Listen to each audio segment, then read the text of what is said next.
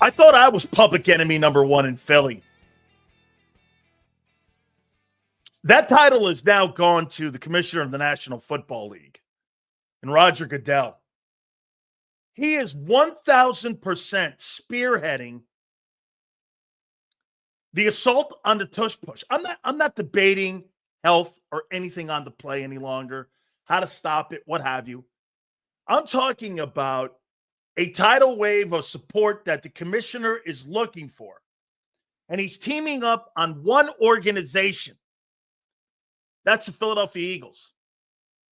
Now, let's put this out, and I think everyone understands there's a hierarchy in the NFL when it comes to ownership. Bob Kraft, Jerry Jones, Ziggy Wolf, David Tepper, the owner of the Carolina Panthers, Shade Khan, the owner of the Jaguars. These are all some of the richest people. Stan Kroenke with the Rams.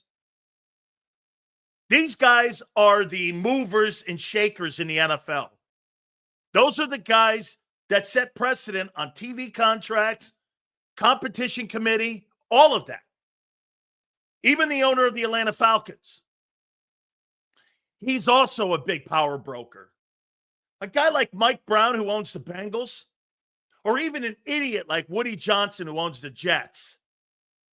Those guys don't make policy. Those guys don't shake the league up and dictate where you're going to take the league. That's not who and what Roger Goodell does. Roger Goodell follows what Jerry Jones, what Kraft, Tepper, Kroenke, all these guys want, and they want that play out of the sport. And by the way, it probably gets adjusted or taken completely out of the game in May. Okay? Next owners' meetings. He is public enemy number one. The commissioner of the National Football League is spearheading that play to be removed from the sport. I get this. Not because there's a health risk, not because it's an illegal play, but because the Eagles have found a loophole in how to take that play and make it beneficial to their needs. It's no question. They think, get this, they believe that that play is essential in the Philadelphia Eagles' success. Since the biggest owners have the worst teams. Isn't that ironic? Hey, isn't that? It's ironic that the top owners are some of the worst teams, but yet they're the biggest shakers of the league when it comes to making policy. That's who he follows because that's who writes his check. Thank you, Kyle. By the way, Super Chats go to the top. Please hit that like button. You guys are next. We're going to get to all these 22 days out from the NFL draft. I'm going to make a comment to you, and you guys tell me if you think I'm wrong here. I heard Jeffrey Lurie, the owner of the Philadelphia Eagles, talking. We're going to dissect that a little bit here. The Philadelphia Eagles won the Super Bowl in the bye week. You went 16-1 after that. That bye week, everyone, including me, thought it was too early in the season. How appropriate. It happened early in the year. After week 4, you were 2-2. If it wasn't for that bye, you don't win the Super Bowl. You adjusted early. You changed direction in your sales and how you were going to win games. You were making sure, well, it looks like now Saquon Barkley and what this running attack is doing, this could be something historic. You guys, right now, you would have to say, would you not agree? That Super Bowl was won in week 5. Sills moved the Cowboy. Hey, bro, I moved it already. Jesus Christ, it was next to the Jerome Brown jersey, and I moved it. Come on now. You guys won that Super Bowl listening to, and I appreciate that, Rich. You guys won that Super Bowl in week 5 in the bye week. Gary Cobb will join us at 4:30. Our boy Xander will be there at 3:30. A lot of things he said. One of them, he was absolutely full of shit with one thing. Jeffrey Lurie was asked a question about Nick Sirianni. I really love his emotional intelligence. Hang on here. Here's a guy who was questioned after losing 6-7. People were calling for his head after 2-2. His sideline antics were so bad, they had to get Big Dom, his strip club bouncer dude, to walk the sidelines because he was too emotional. But Jeffrey Lurie all of a sudden now loves Nick Sirianni's emotional intelligence. Hey, if I was ever going to say something about Nick Sirianni, emotional intelligence would not be at the forefront. Emotional intelligence. Come on, man. Holy cow. This guy knows how to write a script. He totally does. Emotional intelligence for Nick Sirianni. You got to be kidding me. Oy, come on now.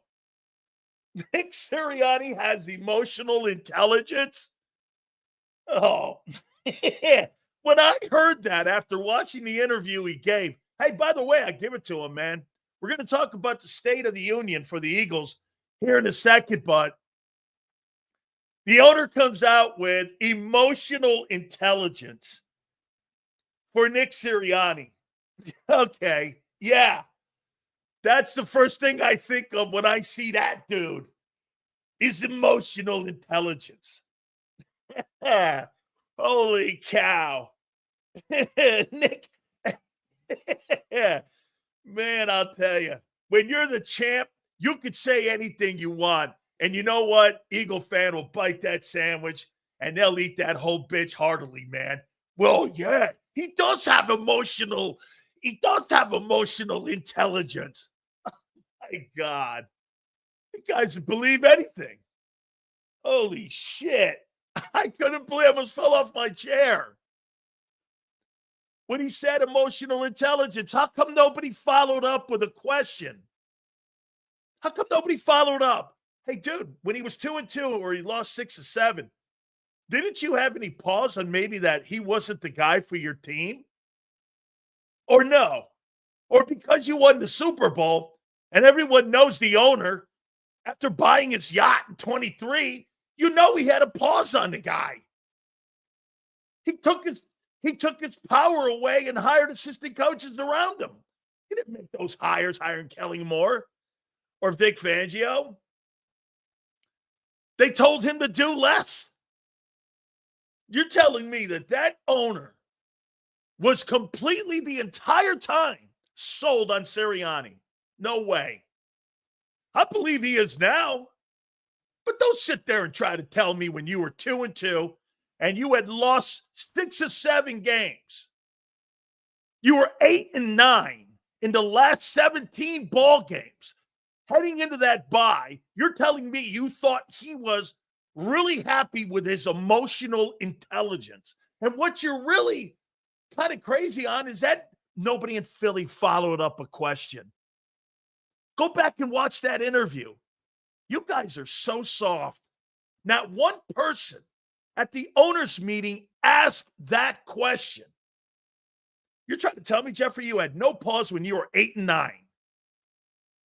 None. And your quarterback was a turnover machine. You had no pause. Oh, okay. I don't believe it. But you're the champs. You're the champs. Hey, by the way, and I'm not saying that mentality or that thinking process didn't change throughout the season. Just like players, coaches can walk into something and you get on a great I'm going to say one more thing about Nick here. Nick's not a product of good coaching. Nick's a product of good assistant coaches. That whole entire organization is a product of great assistant coaches that have been hired in that organization dating all the way back to Andy Reid. And you know what? I got a laundry list of former assistant coaches who went on to be head coaches since 1994 that have been in that organization. The head coaches, they're outside of Reid, have all been products of the assistants that they have had on that staff. Let me give you some of them here. Nick Sirianni, his emotional intelligence. That's hilarious. Listen to these coaches that you've had in the building. John Harbaugh, who these guys all went on to be head coaches in Jeffrey Lurie's time. Sean McDermott, Steve Spagnuolo, Frank Reich, Jonathan Gannon, Shane Steichen, Kellen Moore, Brad Childress, David Culley, Ron Rivera, Leslie Frazier, Doug Peterson. These are all former assistant coaches under Jeffrey Lurie that have all gone on to become NFL head coaches. The real key is not the head coaches that Lurie and Howie and Joe Banner hired. It's the assistants that they put around these guys. The track record speaks to it. John Gruden. Absolutely. John Gruden was the offensive coordinator for Ray Rhodes. Look at all these former assistant coaches that have gone on to become head guys. They're a product of the environment. Get this too. You know, everyone would go, well, Nick's the best coach in Eagle history. Nick's in the best era of Eagle history. Look at the assistant coaches that they have put in that building. Even Chip Kelly had a winning record. I'm not saying that Doug's not growing into the position, because I'm starting to agree with Marcus Hayes that he's growing into it. But they not only put a good, hey, if that works for Hurts, that works for Nick. They put great talent around Nick, both coaching and player-wise. Shit, they could blow Nick out in 10 seconds, and they would have the same success because they have. Any guy that fits their MO and how they operate, I think could do that job. I can't wait to see. It was asked, the contract. They don't publicly sit there and talk about contracts with the GM and head coach. You'll know when it happens. I'm paraphrasing it. But that's how they look. I mean, Howie's the most important guy in the building. I mean, look at the great assistant coaches. And when Nick didn't have good assistants, hey, M. Reyes, what happened when Nick had shitty assistants around him? He lost. Same thing with Doug. This guy, you know one thing M. Reyes can't take? Facts. He'd rather run his takes off of theory, not facts. Yeah. The owner has done a great job at hiring assistant coaches. And Howie has done a spectacular job at contracts. I'll tell you one thing that we're starting to see starting to rear its head. The over-the-cap money is starting to become an issue. Your owner addressed it. Remember, that's not a theory. Hey, wait a minute. Starting what? What have I said that's not true? I'm giving your owner great kudos for building a fabulous culture. Starts with the owner. You know what? You could put Nick Sirianni and Howie Roseman in New York. Would it work? Let me ask you this. If you took Howie Roseman and Nick Sirianni and put them with the New York Jets, do you think they would have the success that they're having in Philly? Yes or no? Do you believe they would? Not a chance. they would have the same losing record. Same losing record. Same losing record as every other coach who's ever been in New York. There's only one coach in New York Jets history that has had a winning record, whether it's Hess owning the team or whether it's Woody Johnson. That's Bill Parcells. Only one coach since 1960 has had a winning record. Bill Parcells. And that includes Wee Bubank. You could put Howie Roseman and Nick Sirianni in any other organization. There's not a chance in hell they have the same success without that owner. Not a chance. You know why? Because Howie's not going to have the freedom to use the money that Jeffrey Lurie even addressed today, or yesterday, I should say. By the way, this is not a rip. I'm just following what the owner said. Bill Belichick was never the head coach of the Jets. He was for an hour. An hour. Okay, then he was traded to the Patriots. That's a stupid take. Emotional intelligence. I would say this. Nick fits exactly what that job description has been carved out by the owner. He wants someone that plays along and gets along and has intangible skills of being a people person. And actually, I happen to think that the emotion that he has probably is the best thing that that locker room has. Because the most genuine thing about Nick Sirianni is his emotion. Because his press conferences are full of bullshit. But the one time that he is himself is when he's addressing his team. And I buy that. That's probably the most important. Is when he's addressing his football team. He's absolutely the worst dressing the media. Because he's got to lie for his owner. He's got to lie for his GM. Or maybe not so much lie. He's got to spread disinformation. You really think Nick Sirianni would ever come out and say this? Hey, look, I've been fighting for Dallas Goedert to stay here. You know, I fought for Milton Williams to stay. I fought for Brian Johnson to stay. I really loved him. I've never heard Nick Sirianni ever say that about any player or any coach since he's been the head coach of the Philadelphia Eagles. He has never publicly said he fought for a player to stay. Okay? Tony Dungy got fired in Tampa for that because he wanted Clyde Christensen. Doug Peterson got fired because he wanted to keep assistant coaches in Philly. That's the fastest way to get fired in Philly. You know what that is? Fighting for players or fighting for coaches. So he goes along and gets along. Nothing wrong with it. I would too. I would too. Hey, you want that job?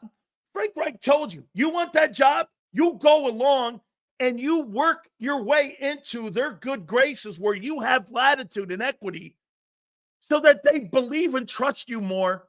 That's how you're going to maintain the head coaching job in Philly. If you play along and go like that, your job security is without a doubt better than Andy Reid's or Doug Peterson's ever could have been. Again, this is not a rip. This is more of an observation. Kyle says this. It's more of a yes man. Hey, let me tell you something here, Kyle.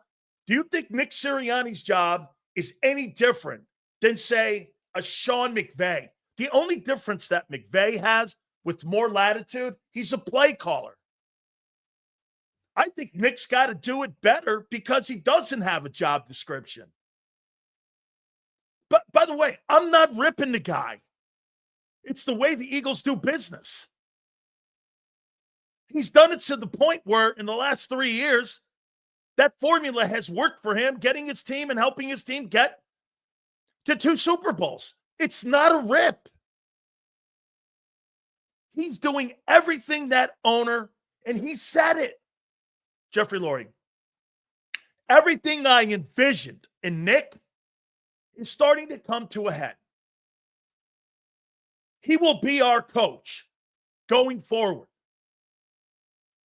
I never heard Jeffrey Lurie say that after any one respected year. He will be our coach.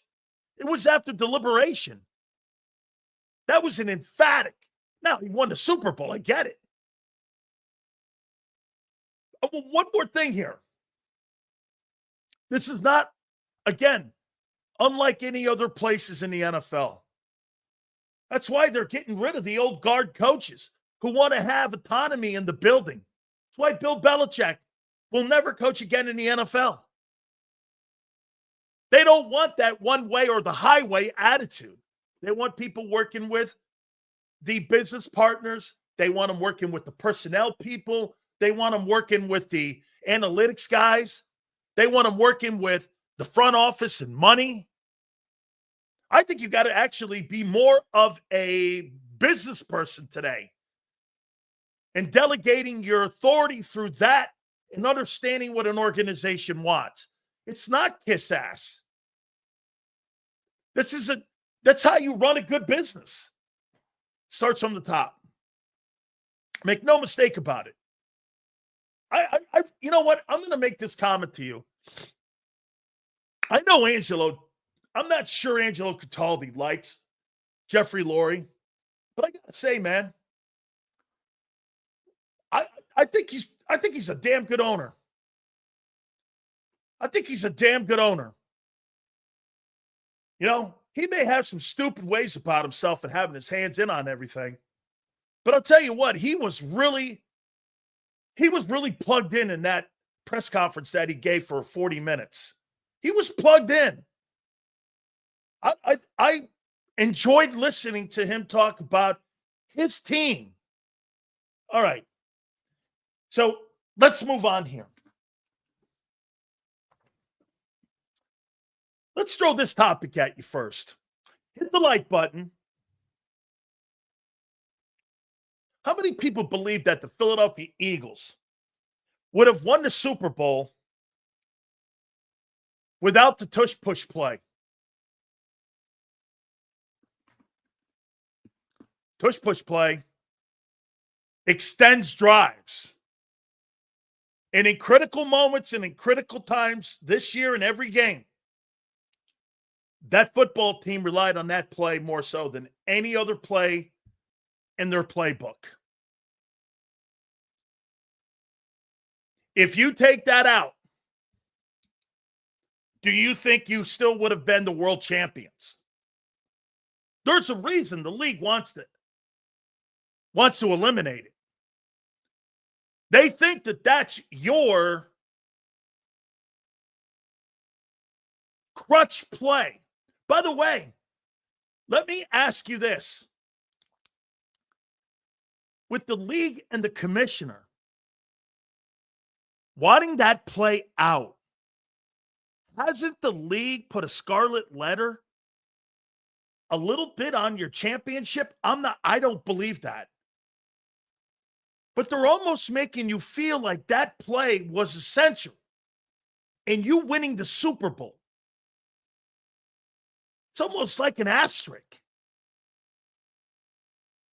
I mean, I'm with you guys. It's a fucking dumb conversation.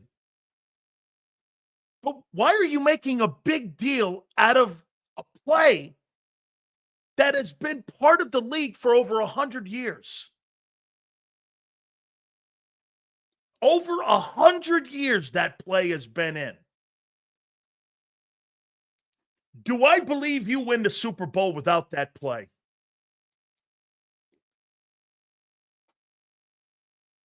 It clearly makes it tougher. Your O-line, though, is so freaking good. Okay?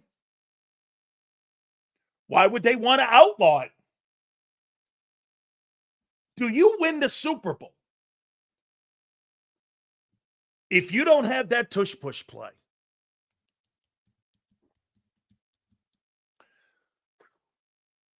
I came up with a topic that I've ping-ponged myself back and forth.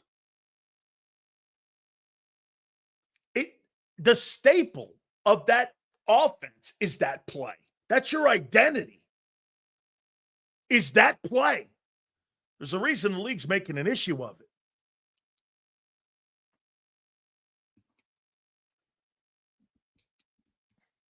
I don't know. Defense was so good. Do the Eagles win the Super Bowl if that play was eliminated a year ago?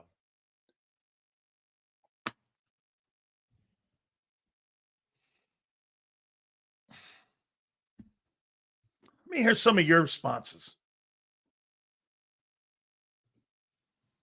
Dan, do you think there's a 1% chance it doesn't get banned this year?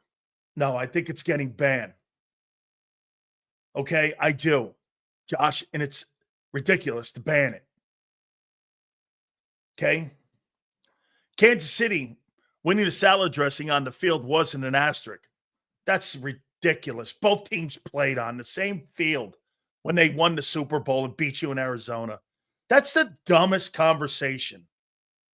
The Chiefs played on that field too. So what they do, roll out a different field for you guys? Wear different cleats. Be smarter. Who's your equipment guy? Blame him. That's who you should be blaming in that Arizona Super Bowl. Blame your equipment guy. Did he not go out and check the footing? Did the players not go out and check the footing? Blame the players. It was a shitty field. Both teams played on it. Stop bitching about that. I mean, both were on the same field. Get this. Really, Tony?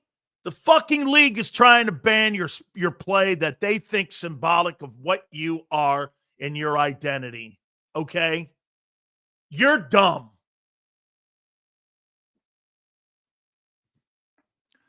Dan, your take yesterday early in the program was especially great. Chuck, I think these guys are ridiculous for what they're arguing now. But they're making such a big stink of this thing. And my problem is, now you have the master puppet himself, Roger Goodell, involved. The guy who is paid by owners, all 32 of them. And 18 of them or 16 of them, they need 8 more votes. He's going to get them. Roger Goodell is going to get those 8 votes. They're going to word it different. That play will be banned. They're telling you you can't win without that play. Since when now is a quarterback sneak play so important to the league? You know why? Because everybody knows this game is a game of inches. And when you start every series out 1st and 8 or 1st and 9, that's a clear advantage for one team, even though you've mastered it. Here, my take on it one more time, in case some of you missed it yesterday. I think you took a play, and I think the only reason that what you've done is you've been penalized, and you're being penalized because you drafted well, you coached well, you executed well. Imagine that. Oh, wait a minute. You do all the right things in life, you work your ass off, and you get penalized for it. Interesting. Sounds like a few people I know. Okay? By the way, I'm working on getting Rich McKay on again, the chairman of the NFL Competition Committee. We're going to get him on. And I'm going to make my case. Come on, Rich. You can't have, get this, Rich McKay, who's been on this program and one of my closest friends. I think he's been on twice. He's the guy who's the chairman of that committee. And he says it doesn't look like an aesthetic football play. Come on, Rich. Neither does pass interference look like an aesthetic football play. That's Park Avenue making calls on judgment calls. You think judgment calls are aesthetically good looking? I told you the most important play in the NFL is pass interference because the league has control. Anytime the referees are given more control, That means Park Avenue's given more control. The Eagles have too much control in the game with that play, and they don't like it. They don't like it. Seals defenders can literally hold players up while others blast them. But the tush push is unsafe. Yeah, I mean, they've kind of outlawed that African surf, the high-low. You can't really high-low people any longer where you got a guy going high and you got a guy coming out sweeping their legs. They'll call you on that, blocking below the waist or some shit like that. Unsafe plays, especially the back block. They've outlawed that.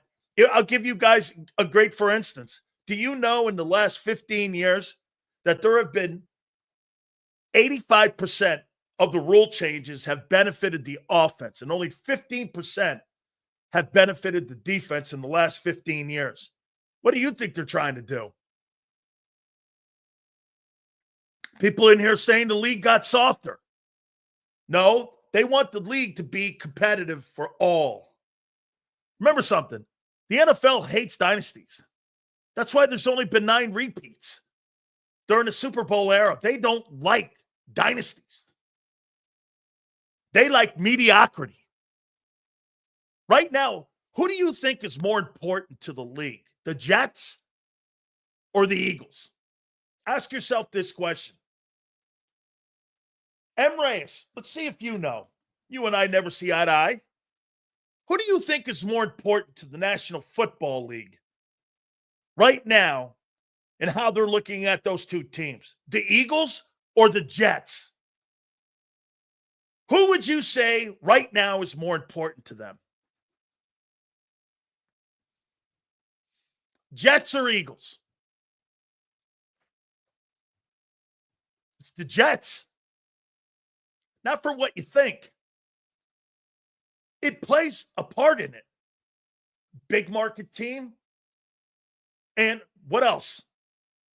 They don't want their teams down in the bottom 5 to be down in the bottom 5 because what did Paul Tagliabue, Pete Rozelle, and even Roger Goodell say about the league? You know what they said? We're only as strong as the bottom 5, not the top 5 teams. Top 5 teams will take care of themselves. It's the bottom 5 we have to worry about. It's why the shitty teams get the first pick. It's why they get more latitude and compensation. Remember that. The league doesn't give a shit about the Eagles right now. They're looking more to penalize the Eagles. The Chiefs. Look at the Patriots. They're happy that the Patriots are in that position now. That's right. This guy right here is looking like he could be somebody smart here that follows the show. I appreciate you coming aboard here, Coastal. They love parity. They don't like dynasties. They love this word parity. You know why? Because it keeps everybody engaged. That's why gambling's a major factor now. They got to get the Giants and the Jets going. Big market teams. Why do you think the most visible division in all of football is the NFC East? Very simple. Philly, Dallas, New York, and Washington, D.C. The mecca of politics in this country. The NFC East will always be the number 1 division, no matter if the teams are 0-16 or not. Doesn't matter. It's the Tiffany. So you're talking again about an owner and Jeffrey Lurie. And he was asked the question about the tush push. He's like, there's no data. And he's right. What was the comment that he made? Can you really legislate? Can you put a rule on something? It can be unsafe. How in the world do you justify that? Hey, that could be pass interference. So we're going to call that flag. Is that how you ref games? That could be a penalty. So we're going to come up with a penalty. Is that how you come up with rules? Well, that could be unsafe. Holy shit. Guys, do me a favor. Please hit that like button. Let's get to 100 by the top of the hour. I think the owner did a really great job answering all those questions. I'm going to hit on what he said. I call it the State of the Union for the Eagles. All right. Do I think, and I want to finish it up, do I think the Philadelphia Eagles would have won the Super Bowl without the tush push?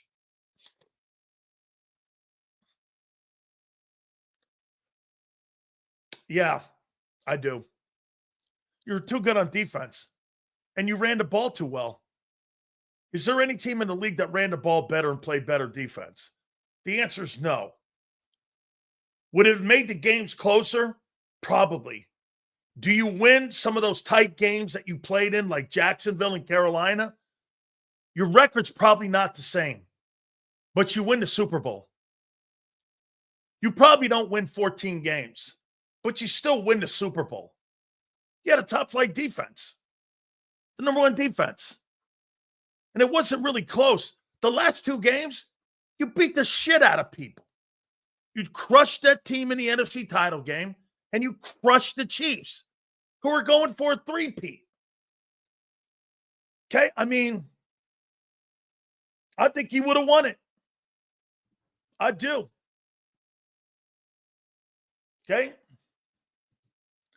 Every Super Bowl appearance is followed by bad shit against the Eagles. I think you're better prepared this time heading forward than you were in 17 going into the 18 year and 22 going into the 23 year. I think you're in a better position than you were back then, and I'll explain here in a minute. Seals, the NFL's stance that TP was the potential tush push for injury is absolutely BS. Name one play except victory position that doesn't have a risk of injury. Let's just put flags on these guys. Here's the thing too, Bob. I'll tell you flat out, Bob, you know the number one Bob, what would you think would be the number one injury play? Outside of the kickoff, the old kickoff coverage teams and the kickoff teams. Outside of that, do you know what the number one play is that every NFL, what is the one play that NFL players fear the most? Have you ever heard anybody ever address this? What do you think is the most frightening play for a player? Offense and defense. Chris says screen pass. Smashing. What one play is the play that more guys get injured on? Fumble recoveries. Fumble recoveries. You got bodies flying in everywhere. When that ball's on the ground, you get people screaming, ball! And you got the entire 11 on one side and the other 11 diving on that bitch. Fumble recoveries are the number one thing that frightens players the most because you get hit from every angle. Okay? You're diving in head first. You're doing whatever it can to recover that football. Life and limb, you don't give a shit. You throw yourself in there without any thought process. It is, you get blindsided on that. Absolutely, you get blindsided on the fumble recoveries. It's a frightening play when you got 350-pound guys flying in trying to recover a football. Strip sacks? Give me a break. It's two dudes. Fumble recovery? It's 10-plus dudes going for one football. I mean, that's right. It's like a dog seeing a squirrel. There it is. Everyone jumps on it. Dude, I can't tell you how many times I've been injured on fumble recovery drills or fumble recovery in a football game. It's a scary play. Punt returns and kickoff returns have been changed. Okay? Appreciate you guys coming aboard. All right. I do think your record wouldn't have been the same. You probably would have lost some of those closer ball games. But I still think when everything is said and done, I think the Eagles, they still win the Super Bowl. You were the best. Not because, hey, look, I say that too with a shitty passing game. You had a dominant run game, and you had a dominant defense. That's always going to win in my book. That one play does add up. So instead of winning 14 games, you win 12, but still win the Super Bowl? Okay. That's probably how it would have worked out. I still think you were the best team in football. Even if that play was not there last year, you probably still win it. No, not probably. You still win the game. They just make it tougher on you. Okay, so I got asked that question this morning. You think the Eagles win the Super Bowl if the tush push wasn't in last year and it was eliminated the year before, then to play this year? I thought about it, and I'm like, it is a big part. It's an identity play. That's an identity play the Eagles have. You realize that. Your identity is that play. What the league is trying to do is take your identity away from you, which is crazy. I really think I really think the league hates how you win. Hey, Bob, how many older Philadelphia sports fans are in here? I'm going to make an old school reference. Some of you young guys are not going to get this. How many older Eagle fans and Philadelphia sports fans are in here? I'm going to make a comment to you here. I know the injury team's feelings get hurt. I know. Okay? Back in the day when the Flyers won back-to-back cups, what was the one thing that was their identity? The Broad Street Bullies. They beat the fuck out of people. They were just hammering people. Do you know what they did that next year? They came up with rules kind of like the instigator rule. They came up with rules on fighting so that teams like the Islanders and the Canadiens and the Oilers could exhibit more of the skill set of Messier and Gretzky in Edmonton, or Bossy and Trottier in New York. They put handcuffs on those Flyer teams because the league didn't like the way that Dave Schultz and those guys were winning Stanley Cups. They were showing up and they'd be at the Spectrum beating the fuck out of people. You would think it was a Rocky movie. NHL hated it. They wanted to eliminate that because it was bad for TV seeing guys' teeth all over the ice. They didn't like that. You know what they were using phrases? It was not aesthetically good for the eye for the league. Shit, it's the same stuff they're talking now with the Eagles. They're saying the same thing. Do you know why they hate that play? It's not a good TV play. I've been telling you that for 3 days. You guys have just been blowing that off. Now you hear the commissioner and the competition committee chairman say the same thing. That doesn't look like a football play. You know why? It's not good for TV. The Eagles aren't good for TV. I think they are. That's not me talking. It's the chairman of the competition committee. It's the commissioner of the league. And it's 16 other owners saying that's not a good look for the league. And it's not a good look for TV. Ratings, revenue. They don't want anything looking like rugby. This is all about TV and how it looks. This has nothing to do with reality. There's no intel. The players get hurt. I haven't seen anybody get hurt on that play. The owner of the Eagles came out himself and said it. Could be dangerous is not a way. This is all about television. This is all about TV. They hated the way the Flyers won those back-to-back cups. The following year, they changed so many rules, and look it up. They changed so many rules in the NHL so that the Islanders, you think it's any coincidence? After the Flyers won those 2 back-to-back, the Islanders won 4 in a row. And then after that, you had another 4 in a row run. I think it was 4 and 5 years with the Oilers. They didn't like the way that looked on TV for the NHL. Same thing here. This is a TV play. They think that thing looks shitty on TV. Watching guys jump over, like Fowler jump over the line of scrimmage, that looked terrible. That was bad for the eyesight. Okay? Look at this guy. I disagree. Yeah, that's why the NFL commissioner is publicly against it and is getting more votes for it. Okay, hey, Josh, you'll be wrong in the end. You'll be wrong. Okay? You will be wrong. NFL picks and chooses. Squeaky clean gets the grease.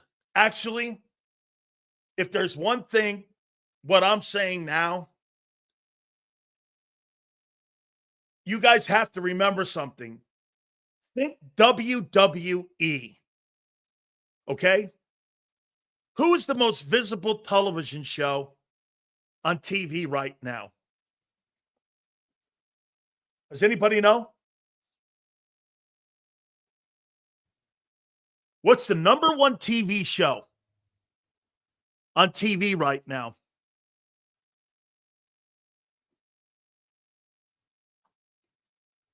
What is it?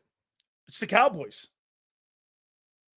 Every game they're in, highest rated TV games for a team that hasn't done anything in 30 years. Why? Drama. Fumbles. Crazy owner. Crazy decisions in coaching. Upsets in playoffs. You know why the NCAA ratings are down? No Cinderella. There's no drama. The NFL sells drama. They don't sell championships. Have you ever seen a football team that got murdered the way the Kansas City Chiefs got murdered? And that coach and that player didn't get hammered? Can you imagine if that was the Philadelphia Eagles got hammered like that?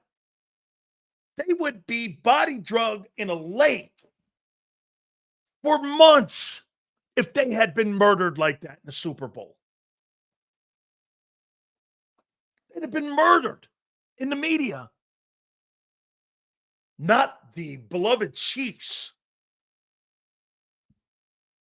The Chiefs are a great look for the league. Movie stars, celebrities, Mahomes, Reed, jolly-go-lucky guy, all of that. Middle of America. Philadelphia, push. There's nothing pleasing about that for a TV show. Even, again, I disagree. They don't like the way you beat people up. You're the modern day Flyers. That's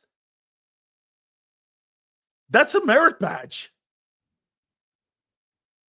Get this. M. Reyes goes, the Cowboys' metrics are ancient. Yeah, well, their TV ratings aren't. I guarantee you.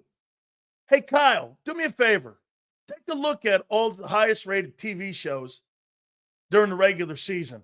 I guarantee you the Dallas Cowboys in the top 50 TV shows, I guarantee you they got about 13 of their games that are in the top 25 most watched games, most watched TV events are Cowboy games.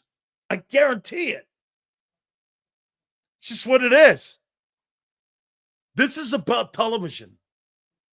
That's why they want to stop that play. Because you know why?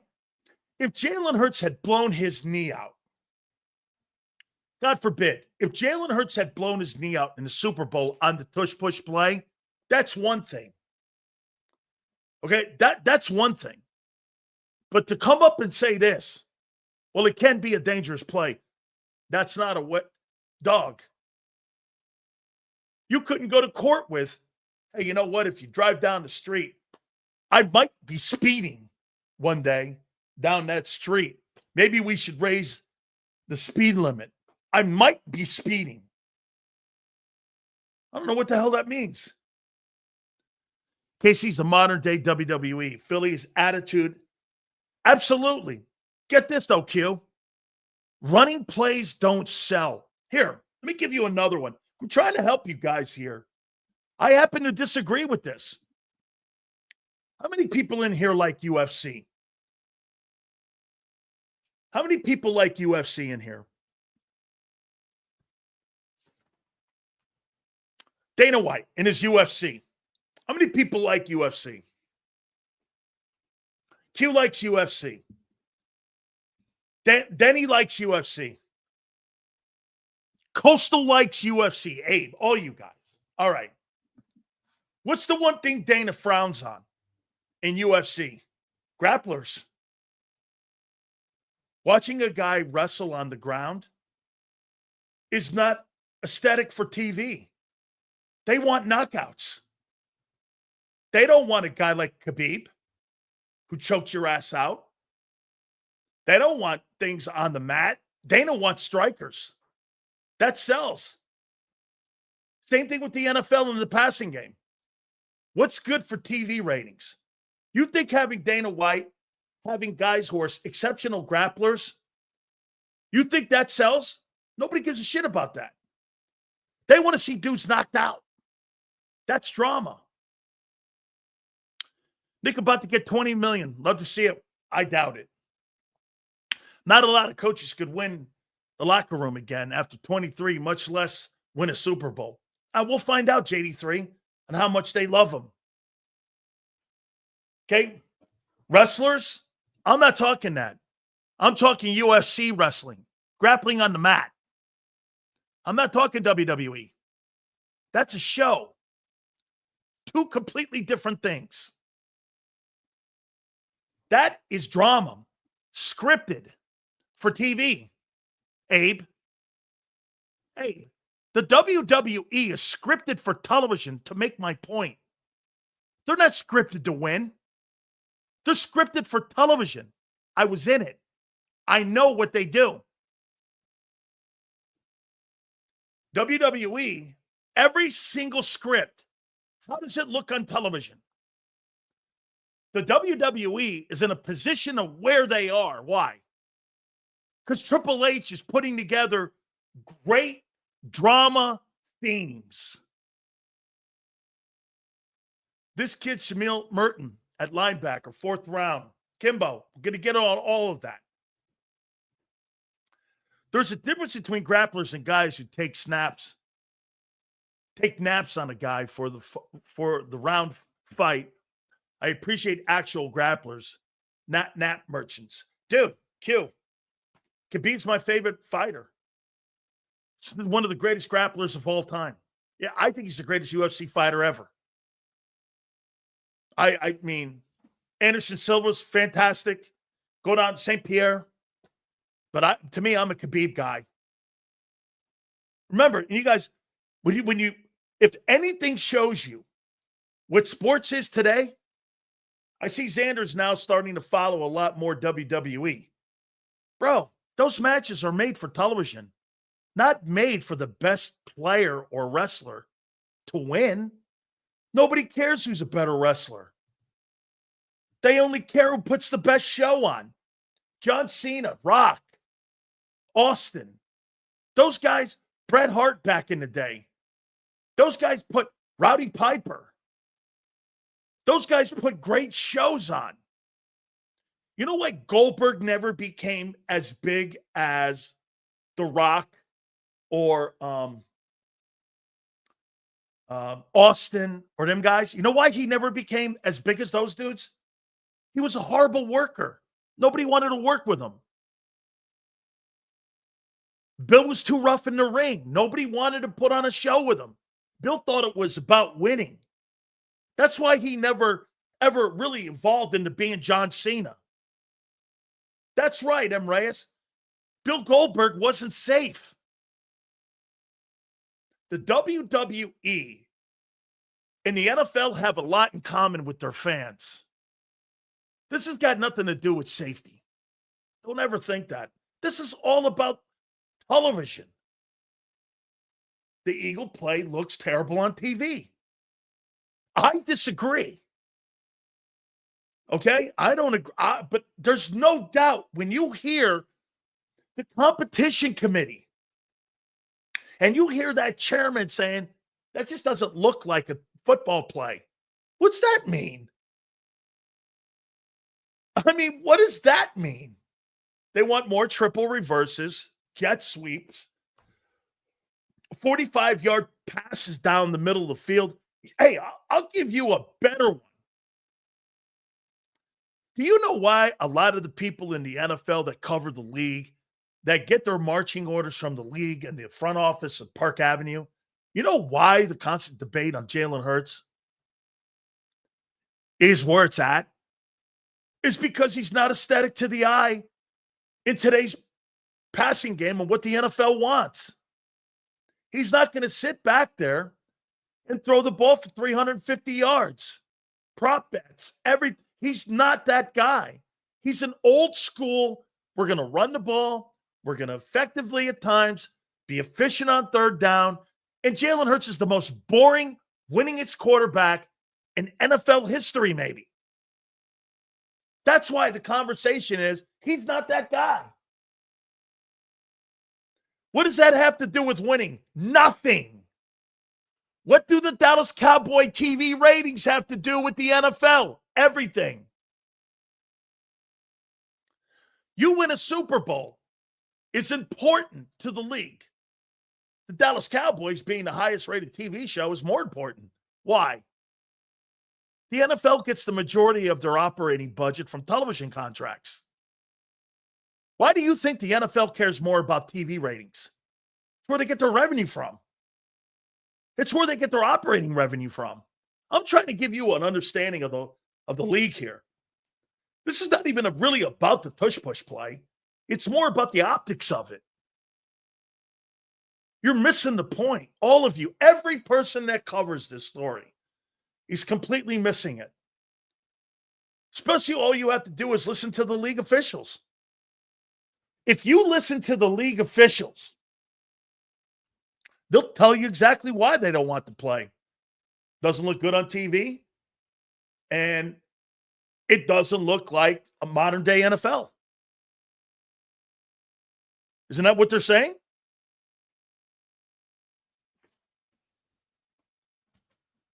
You know, Jalen Hurts is not the quarterback, Josh Allen or Burrow. Yeah, you know why? Those are TV quarterbacks. That's why they're paid.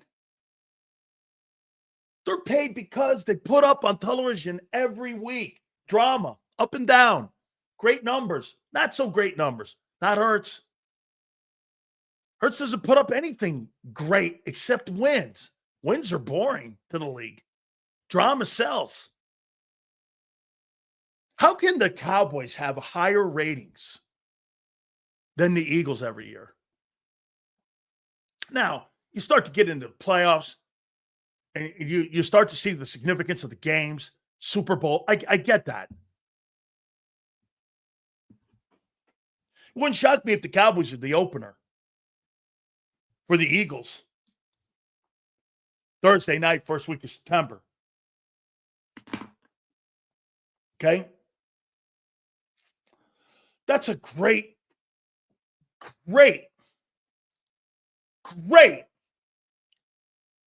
take. That is a great take. Tim Duncan was the worst thing on the planet for the NBA. He was the most boringest winner. Funny. He ended up with more championships than Shaq. Do you know that? He was a bigger winner than O'Neal. And he did it in one place. But every year that the Spurs would get into the NBA Finals, worst ratings of all time. Because you know why? What did Shaq call him? The big fundamental. You know what fundamental means? Boring. Jalen Hurts is the big fundamental. timely football, winning football. Don't turn the ball over. Nothing exciting. Right? That's exactly correct. Jalen Hurts is the Tim Duncan of football. That's a great take, R. Anthony. I love that. Jalen's game is not boring outside. Whatever. I think 29-03 and 18 touchdowns, fucking boring. I think he plays a fucking boring game. There's nothing where people go, that was exceptional. He's not exceptional consistently. To what I'm talking, you're missing my point again. Josh Allen and all these other guys, why are they paid? Ask yourself this. Why are they paid? They don't have the record Hurts has. How did Trevor Lawrence get more money than Jalen Hurts? How did Jared Goff? How did these guys get more money than Hurts and not win? Do you ever ask yourself that? Because they do more in the league. Yeah, but Sills, it's not winning. I never said it was. You're paid on something. Stats are more important than wins. Look at the salaries. Those guys put up stats and put up TV numbers. What other reason would it be that you pay them? Fake hype? It's not fake hype. Why? Take a look at the TV ratings. You're missing the point. All of you, every one of you are missing what the league is WWE. But the difference is you don't know the outcome of the scripts. Holy shit. It's like 99% fans in here. I feel like I'm back in the ring again. Hurts is equivalent to the best power forward to ever play in the NBA. Y'all dudes in the chat are smoking seat cushions. No, I think that's a great comparison to Duncan. He wins like Duncan, and he's boring like Duncan. But Duncan's the greatest power forward of all time. Yeah. What's Tim Duncan's numbers? 17 and 10? Did Tim Duncan even average 20 points a game? Was it like 20? You would look at his numbers and go, that's one of the best power forwards of all. Shit, man, Barkley's got better numbers than Duncan. What was Tim Duncan? Wait a minute. Hey, Pump, what was Duncan's numbers? Shaquille averaged 26 a night. 26 and 14. What did Duncan average? 19 and 10? 5 titles? You tell me then why these other quarterbacks are making more than Hurts. They don't win more. It's TV. And he's got 5 rings. Tim Duncan. That tush push is not good for TV. And hey, Troy Aikman was boring. But it was the Cowboys. If Troy Aikman won Super Bowls like that in Carolina, no one would even bring his name up. I'd rather be boring and have everyone else sucking our tailpipe. Not debating that. I'm debating why your play is on the desk of the commissioner's office. Missing the point. It's not about who the best is. You think that's what this is being litigated as? What the best is? You're missing it. Every person in here is missing it. Still, 29-03, folks, and 18 TDs is boring. That's boring.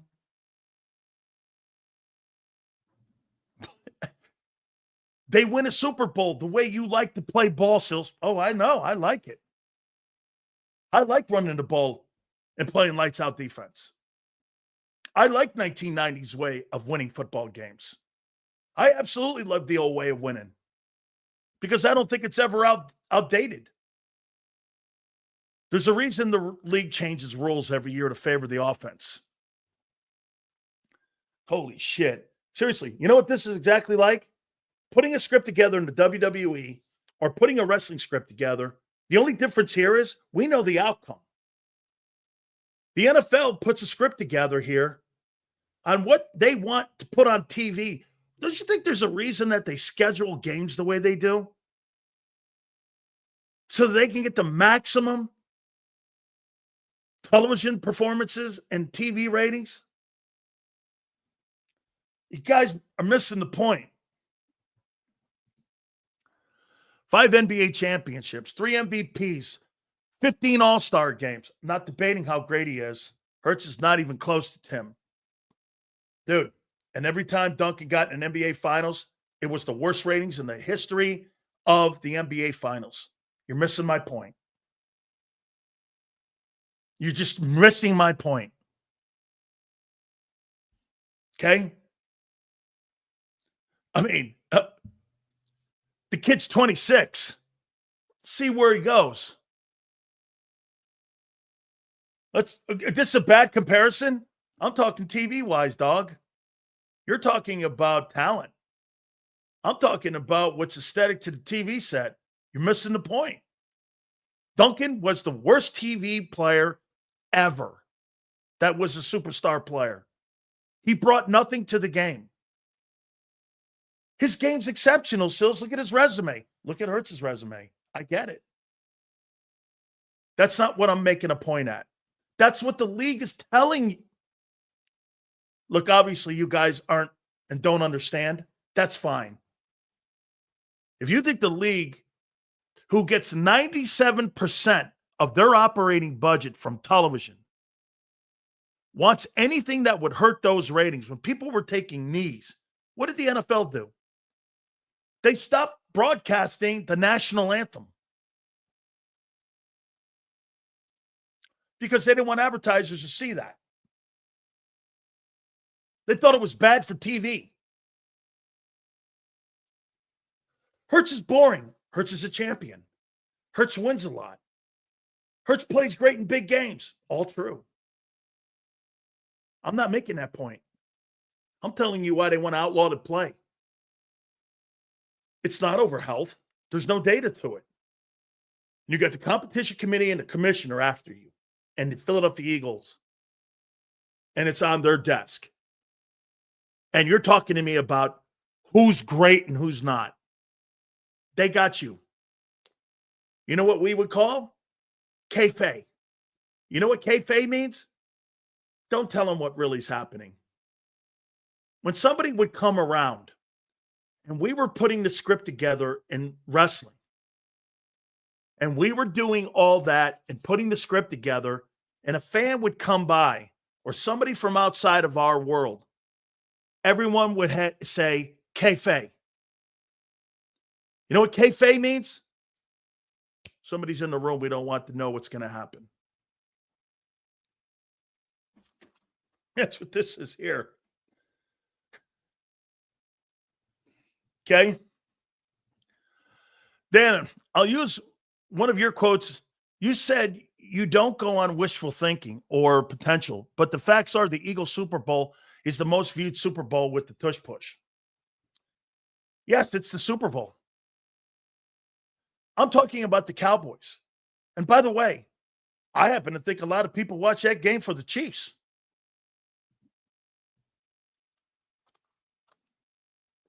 Hey, you don't have to go with my take. I don't really care if you do. I know what that league does. I've talked to Jerry Jones about television ratings. It's the number one thing that moves the needle for the league. It's how the salary cap is dictated. Not by who wins the Super Bowl, by television ratings. You know the reason why the NFL doesn't do negotiations with networks? Because of TV ratings, not because of who fucking wins the Super Bowl. It's all about TV. What, you think they get? Do you get this? The NFL doesn't give a shit about home attendance anymore. They don't have to. They make all their money on television. I mean, if you had to run your football team based off of attendance, you'd be a poor league. That's the NFL, or ask the NBA, and ask Major League Baseball. You'd be poor teams. There's no poor teams in the league. Why? TV.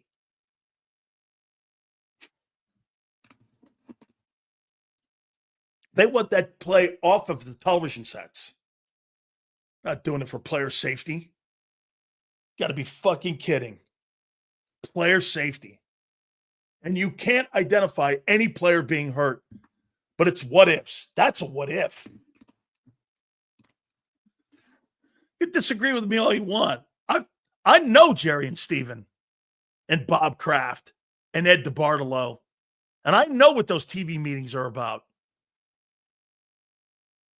Mark Fabiani. You guys ever hear that name? You probably haven't, because you don't know the inner workings. Okay? And Mark Fabiani will tell you one of the reasons why they didn't move the Raiders to Los Angeles was why. They didn't want the Raiders to get all the TV ratings and all the home attendance and all the love in Los Angeles. So they moved them to Vegas. That's why they moved the Chargers. The Chargers? Stan Kroenke said, no, I don't want to have the Raiders have the better home attendance in Los Angeles than me. I don't want to have better TV ratings with the Raiders in L.A. That's why the Raiders didn't move to L.A. It should have been Raiders and Rams. No way.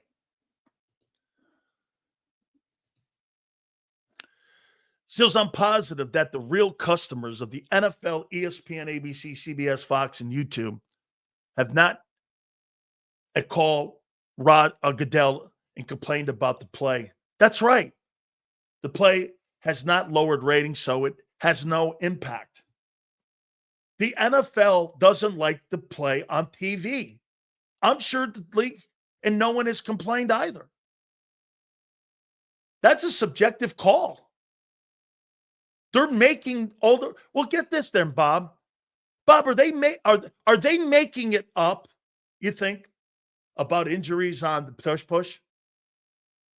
You think they're making that up? I do. Do you think they're making it up? It doesn't look like a football play. I do. What other platform do you have to stand on if it's not that? I mean, they're making it up so they can get it off the TV set. It's a dangerous play. That's made up. It's not a good-looking TV play. That's made up.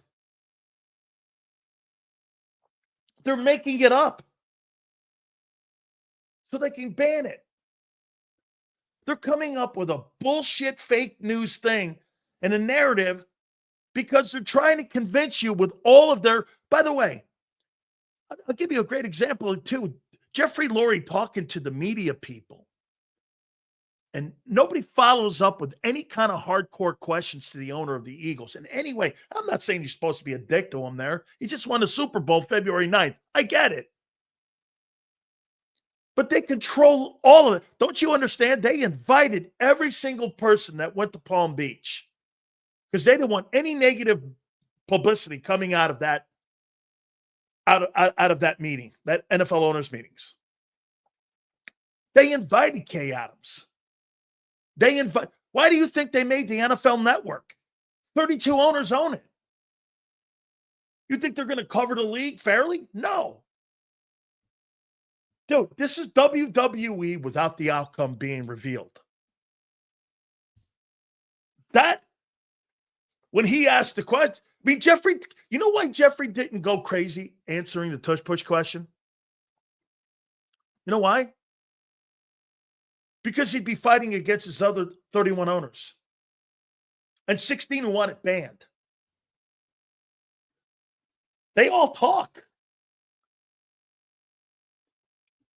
Okay? All about ratings and drama. No wonder the Chiefs got all the suspect calls. Yeah. Right. Yes.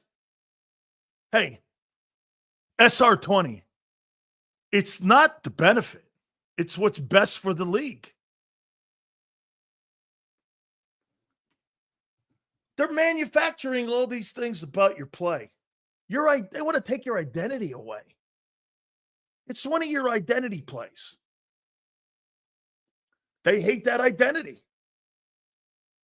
Sills, I agree. This is manufactured drama for the Eagles to present themselves as caring about player safety. Where was the concern for CT? Right. But you know what they're going to do, Bob? They're going to use CTE for that play to say that could lead to head injuries and trauma down the line for players after retirement. That's how they'll get it banned. Because that's why they floated in Dr. Sills. He's right, John McMullen. Now they got a doctor making comments on the play. What do you think's happening?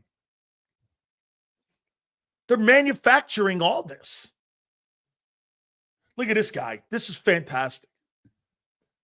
They're telling us about a play that could maybe cause injury. And you're watching Tua float around like he got wobbly spaghetti legs. And you watch an organization put him back in right in front of your eyes. And you're watching a league act criminally with Tagovailoa going back out on the field and clearing him to play was criminal. You think they had any concern for him? Hell no. That was the saddest thing and most dangerous thing I've seen since Mike Utley or Ryan Shazier. And you want to talk to me about a play with no drama, with no intel. Well, I got intel on Tua. Why are you letting Tua play? You care about player safety. Why are you letting DeMar Hamlin play if you care about player safety?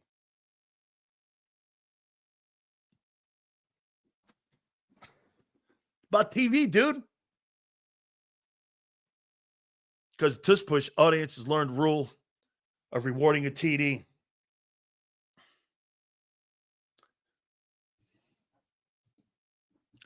Unfortunately, it's their league. We are just fans. Amen.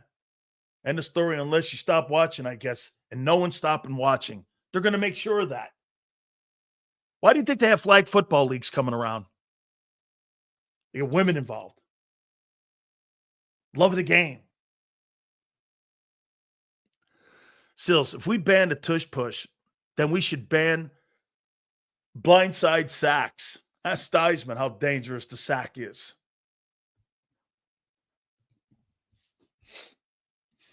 Hey, Tua Tagovailoa on a football field. How many times when you watch Dolphin game are you doing this? God, I hope this isn't the game where we watch a player die on the field. And you're talking about a play who maybe, with no intel, could cause an injury. But we watch Tua every week, and we all say this. Hey, man, I hope this isn't the game. We watch him die on a field. Player safety?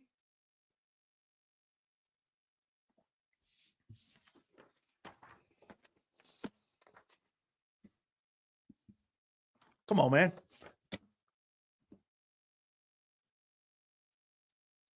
Come on.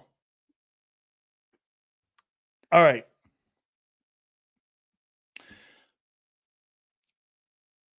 Xander's going to join us at 3:30. Gary Cobb at 4:30. Hit the like button, guys. Give me a total here. 31 years. Jeffrey Lurie spoke yesterday eloquently. I disagree with Angelo. I'm starting to like the Yachtsman. I am. Guys, hit that like button. I appreciate you.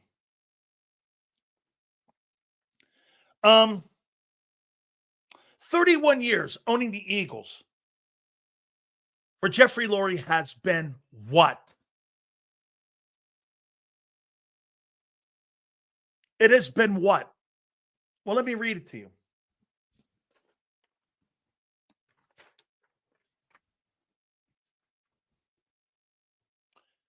Since 1994, Jeffrey Lurie has won 283 games, 214 and 13, or 3, excuse me, 283, 214 and 3. They've made the playoffs 19 times. They've made it to the NFC Championship game 8 times. They've got 2 Super Bowl championships in 31 years. They've been to the game 4 times. They've got 11 division titles. They're 20-17 in the playoffs. I can make the argument that the Philadelphia Eagles probably have more wins since Jeffrey Lurie has owned the team than the rest of the NFC East teams combined in that time frame in 31 years. Giants, Cowboys, and Commanders. I bet you anything, the Eagles have the most wins of the other 3 teams combined when it comes to playoff wins. He bought the team for $185 million. The team has been appraised as of January at $6.6 billion. He just sold 8% of the team for an equity share of over $2 billion. What has he been as owner? Over or underachiever?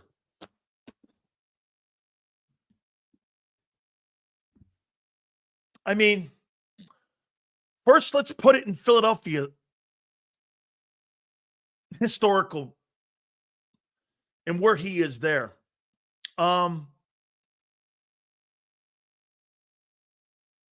Pat Croce was a really good owner for the Sixers. But, I mean, got to win championships. Middleton has done a nice job with the Phillies. Okay.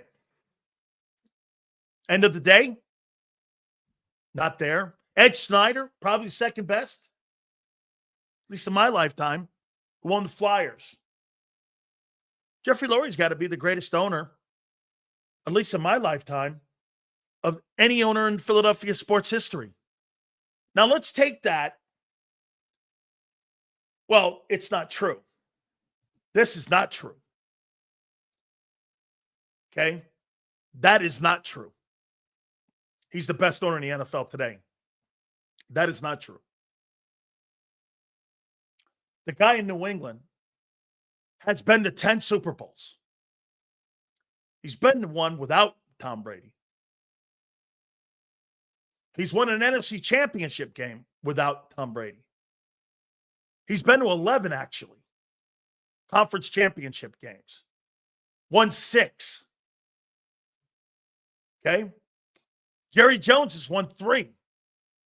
Whether it's been in the past or not, during his time, Jones bought the team for $154 million. Today, the Dallas Cowboys are worth $12 billion. And he's got 3 rings.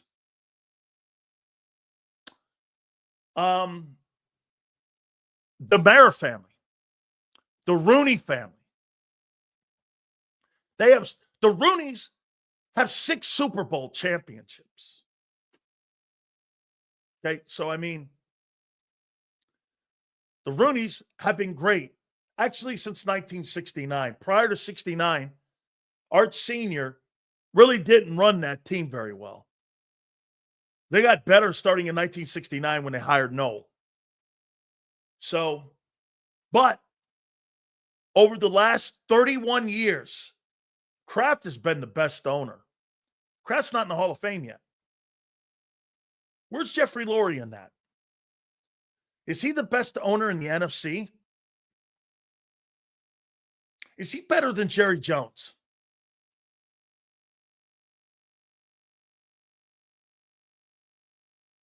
You can make the argument that he is. Here's why. He's not only increased the value of his team, he wins. no matter what coach it is, no matter what general manager it is. He's been a better football guy than Jerry Jones. Multiple GMs, multiple coaches, multiple people who are going to the Hall of Fame that work for him. Andy Reid's going to the Hall of Fame. Shit, if Nick keeps it up, there's a conversation for him down the line.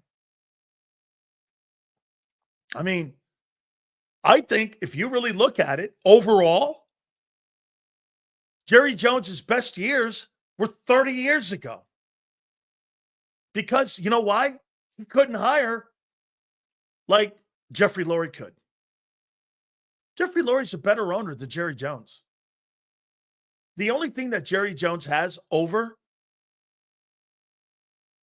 Jeffrey Lurie is that brand was branded so well with Tex Schramm and Clint Murchison and all them dudes that laid out America's team for the Cowboys, that Jerry expanded that. The only thing Jerry ever did was expand the brand of the Cowboys. Jeffrey Lurie has expanded the brand of the Eagles, and they win. I think the fan base is better than the Cowboy fan base. Here's the difference between Cowboy fan base and the Eagle fan base. Cowboy fan base comes up with excuses why they don't win. If the Eagles don't win, there's no excuses. They'll kick your ass no matter who you are. There's just a set of different standards. If Nick Sirianni has a losing season at the end of the year, Eagle fans will demand it to be fired. There's a standard that you set. What are Cowboy fan standards? How would they know what the standards are? Look at that record again. I mean, dude, how many head coaches has he had since he's owned a team? Rhodes? Reed? Doug? Chip? And Nick? And they all win.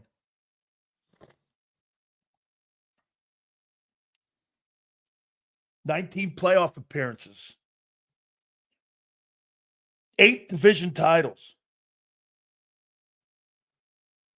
The craziest record is that you have the most wins of any team in the NFC East, and that includes the Giants, Commanders, and Cowboys combined.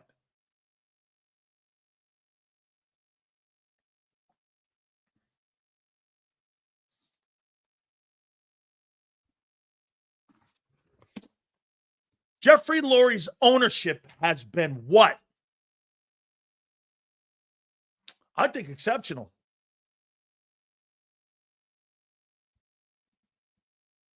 There's a culture. No matter who the coach is.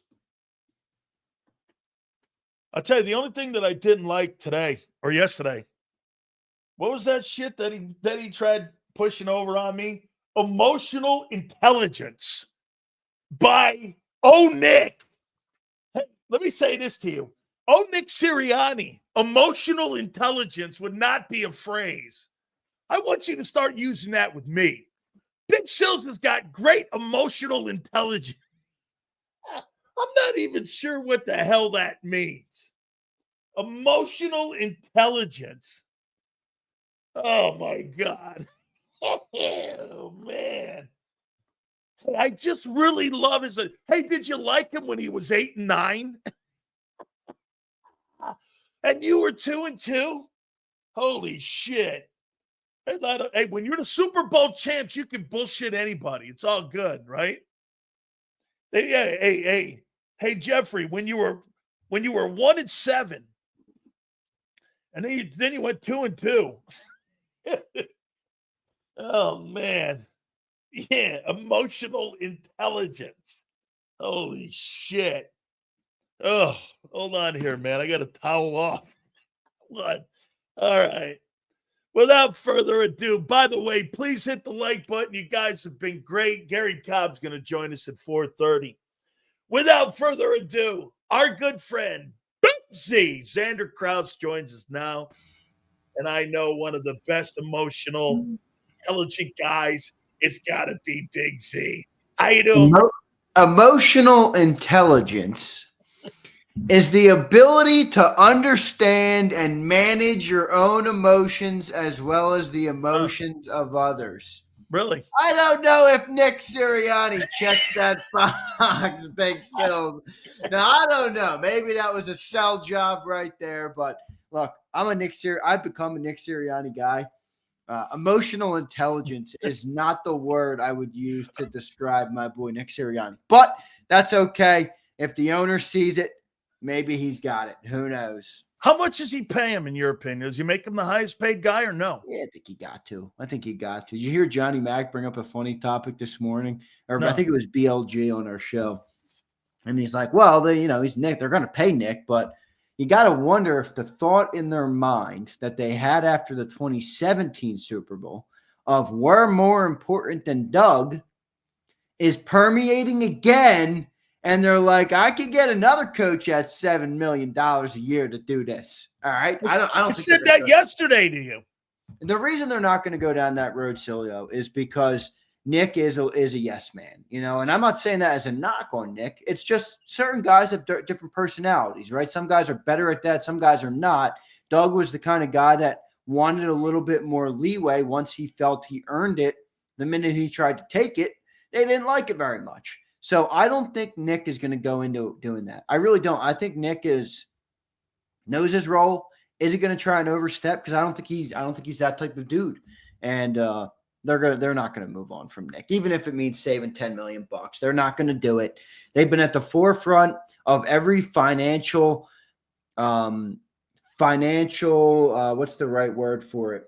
Milestone in the NFL. That's right. They're not going to stop now. They're not going to pull back now. But how about this? I will say this, though, when it comes to Sirianni, I've never heard Sirianni ever fight for a player or a coach. Now, again, I want to finish the comment here on that because he knows his role in the building on what you're saying. There's a role for him. There's a role for Nick.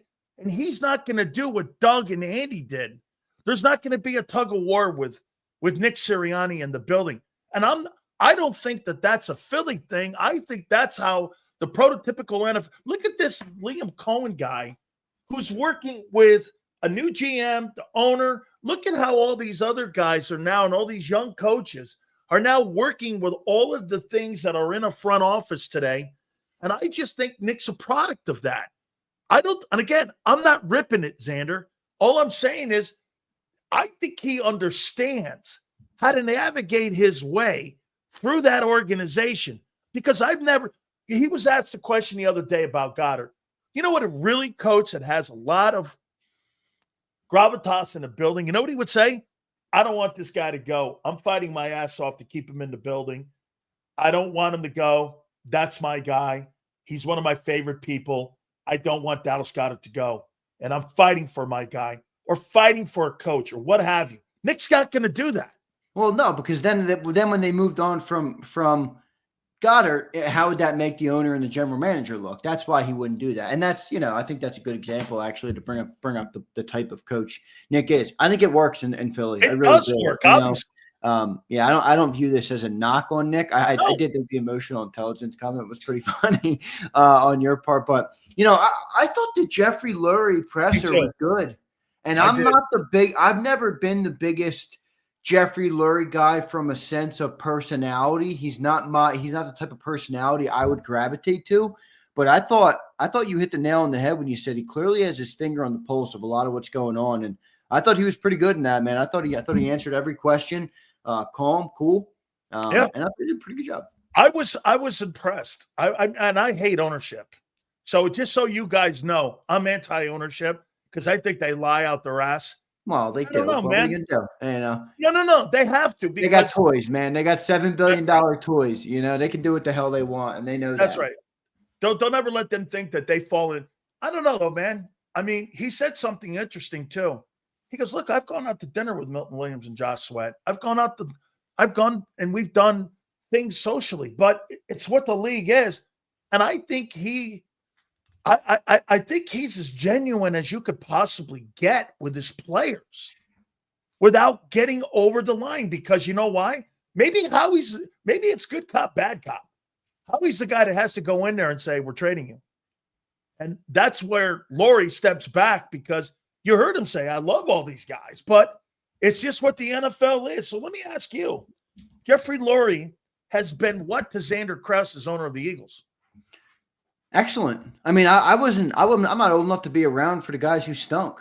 So the only thing I've ever known has been pretty successful, but that's gone to a new level in the last couple of years. Anybody who doesn't admit that is lying. I mean, let's be real. Even a couple of years ago, it started to feel like 2018 or 2017, the Super Bowl could have been a flash in the pan, or, lucky or anything. And like that. Now the resume is coming together in a way that is undeniable. Results speak for themselves. The last 20 years under him have been the best 20 years in Eagles history. They've dominated their division. They've been at the top of their conference. And now you're talking about being at the top of the NFL with 2 Super Bowls. If you get the 3, you're now in rarefied air in terms of Super Bowl winners. So I think he's easily the best owner in the city.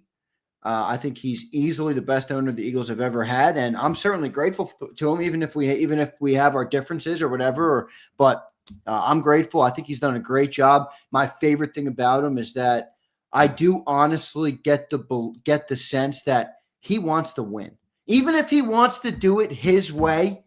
He wants to win, and I love that about him, because I like a guy that wants to win. You think he's been a better owner than Jerry Jones? Depends who's asking. I think he has, and I'll tell you why. Because it doesn't matter who the coach is in the building. They've been to Super Bowls without. It's not a one guy thing. Yeah. They win more. He bought the team for $185 million. The team's worth $6.6. More stable success in Philly, I feel like. Yeah, it's just, I think, and again, he's been more consistent in winning than what Jerry's winning came early. When it came to when it came, because he had one guy. This guy has hired multiple people, multiple GMs. And the one consummate in the building has been who? It's been the owner. It has completely been the owner here. All right. Let me ask you this. Do you think the Philadelphia Eagles a year ago would have won the Super Bowl if the tush push wasn't legal a year ago? If they didn't have that play a year ago? By the way, it's an identity play for them. That's part of their identity. In a way, it's good, because I think you dubbed it the other day. It's the Jalen Hurts rule. Yeah, it's the Eagles rule, whatever you want to call it. Yeah, and they have that. I think they would have won, though, for sure. I mean, that's not why they won, and helped them in moments in games, but they won because they were a dominant defense and a dominant rushing attack. As far as I'm concerned, whether the tush push was in last year or not, they were going to be the best running game in football, and they were going to be the best defense in football. So without a rule that would take that away, I don't think you could say that they wouldn't have won the Super Bowl. Maybe they would have had to play certain games differently, of course, but they put up 40 points in the Super Bowl, and I think they had one first touchdown. I made this comment, Xander. I said instead of winning 14, they win 12, and they still win the Super Bowl. I don't know, maybe and I think one of those tight games. We talked about this a little bit ago. I do think that fans' expectations now should be wired more toward that. Where you remember in 23, and the Chiefs, they had an awful start to the year. They really didn't look like a good team at all. Many people didn't even know how, if they were going to get out of the first round of the wild card. And ultimately, they found their rhythm. They got into the playoffs, and they won the games that count. And now, if you're an Eagle fan, you're going for 3 now. You're not even going for your first since your first. I think there's a different aura around going for the 3rd, and the approach has to be, we have to dominate when it counts, and that's in the playoffs. I mean, 14 wins is awesome, but that's what the Cowboys do. Think about it. How many times did we hear from Mark Holmes and every other Cowboy guy, hey, we win 12 games every year? Okay. That's great. You're a good regular season team. In the games that matter. Right, so don't fall in love with the 13, 14 wins. Yeah. That's great. But let's get into the playoffs. Let's be a good team. Let's stay healthy and then win the games when they count. And I think the Birds are set up to do that. But again, that's a little bit of the changing of expectations, where you come into every game as Eagle fans, we want to win. And if we don't win, the sky's falling, and I think we're still going to have that in a way, but definitely got to alter our expectation as a championship organization. All right. Here, I want you to follow along with me here on this. Do you believe that the NFL is making narratives up? I'm not even debating if the play's good or play's bad, this and that, what have you anymore. When you have the commissioner of the league, when you have the competition committee, when you have the league's doctor coming forward, they're making things up that don't exist. It's done. It's gone. Why are you, what would be the reason in your mind? There's no intel. Even the owner came out. I said, because Rich McKay, who we're going to get on the program, I've already talked to Rich. He's going to find time. He's the chairman of the competition committee. You know what the chairman of the competition committee? I told him he was full of shit too, by the way. I told Rich, I go, so Rich, the play doesn't look like a football play? What the hell does that mean? Yeah, right. You can't have more of a football play. That's made up. The injury thing is made up. Why do you think? I told you my reasoning. Because they don't think it looks good on TV. Yeah, and the other point, I think that would be fair, because you did sway me on that opening point. I mean, let's be real here. This business is dominated and run by television deals. The reason that quarterbacks make more, wide receivers make more, everybody's contracts are going up. I mean, as much as fans like to believe it's us, we're not really the catalyst for that. That's the TV deals. Now, we are, because we watch the games, but the TV deals are where that money comes from. It's not merch. It's not any of those things. So I agree about that. The other thing I would wonder is there merit to, the long-term lawsuit potential on owners? Because John said something interesting, all right? And we talked about, somebody brought up a super chat and they said, oh, yeah, they care about safety, but they'll add an 18th game. And the difference is an 18th game would be collectively bargained. And anything that's collectively bargained, the league and the owners would not be held liable for that. Now, this tush push, this injury stuff, that is not collectively bargained. And if there is some sort of long-term issue, they could become liable for that. And I think John brings up a good point. The way to win the votes is probably that, because I think opened my show. Roger Goodell wants it out because of what you said, where the TV rating, it's not a TV play. The owners might get rid of it because they don't want to hurt their pocketbook. I opened my show yesterday with that. I opened my show. Yeah, right. About the Alan Sills and him being brought up. Right. That's what, when you parachute the competition committee and the NFL doctor and the commissioner, like you said, come May, that thing's gone, dude. That thing's gone. There's not a chance he's going to get the other 8 votes. Look, this comes down to how that looks on TV. NFL is code for WWE. The only difference is you don't know the end of the script in football that you know in wrestling. If wrestling proves one thing to you, and I see you're becoming a fan more, remember something. Wrestling is scripted for television. Right. It's not scripted for winning and losing. Who puts the best show on? And that show could be drama.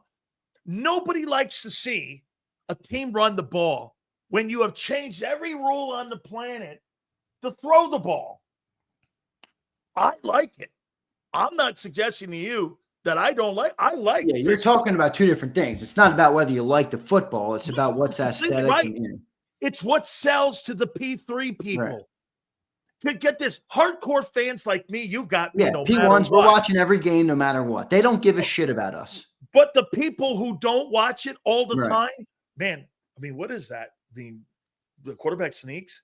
Oh, look at that 25-yard touchdown pass. Yeah, right. Wow. Look at those jet sweeps. That's true. Okay, that's why I think they're getting rid of it, because it's not aesthetic to the eye watching the game. Well, I think an even better question here. Everything else is made up.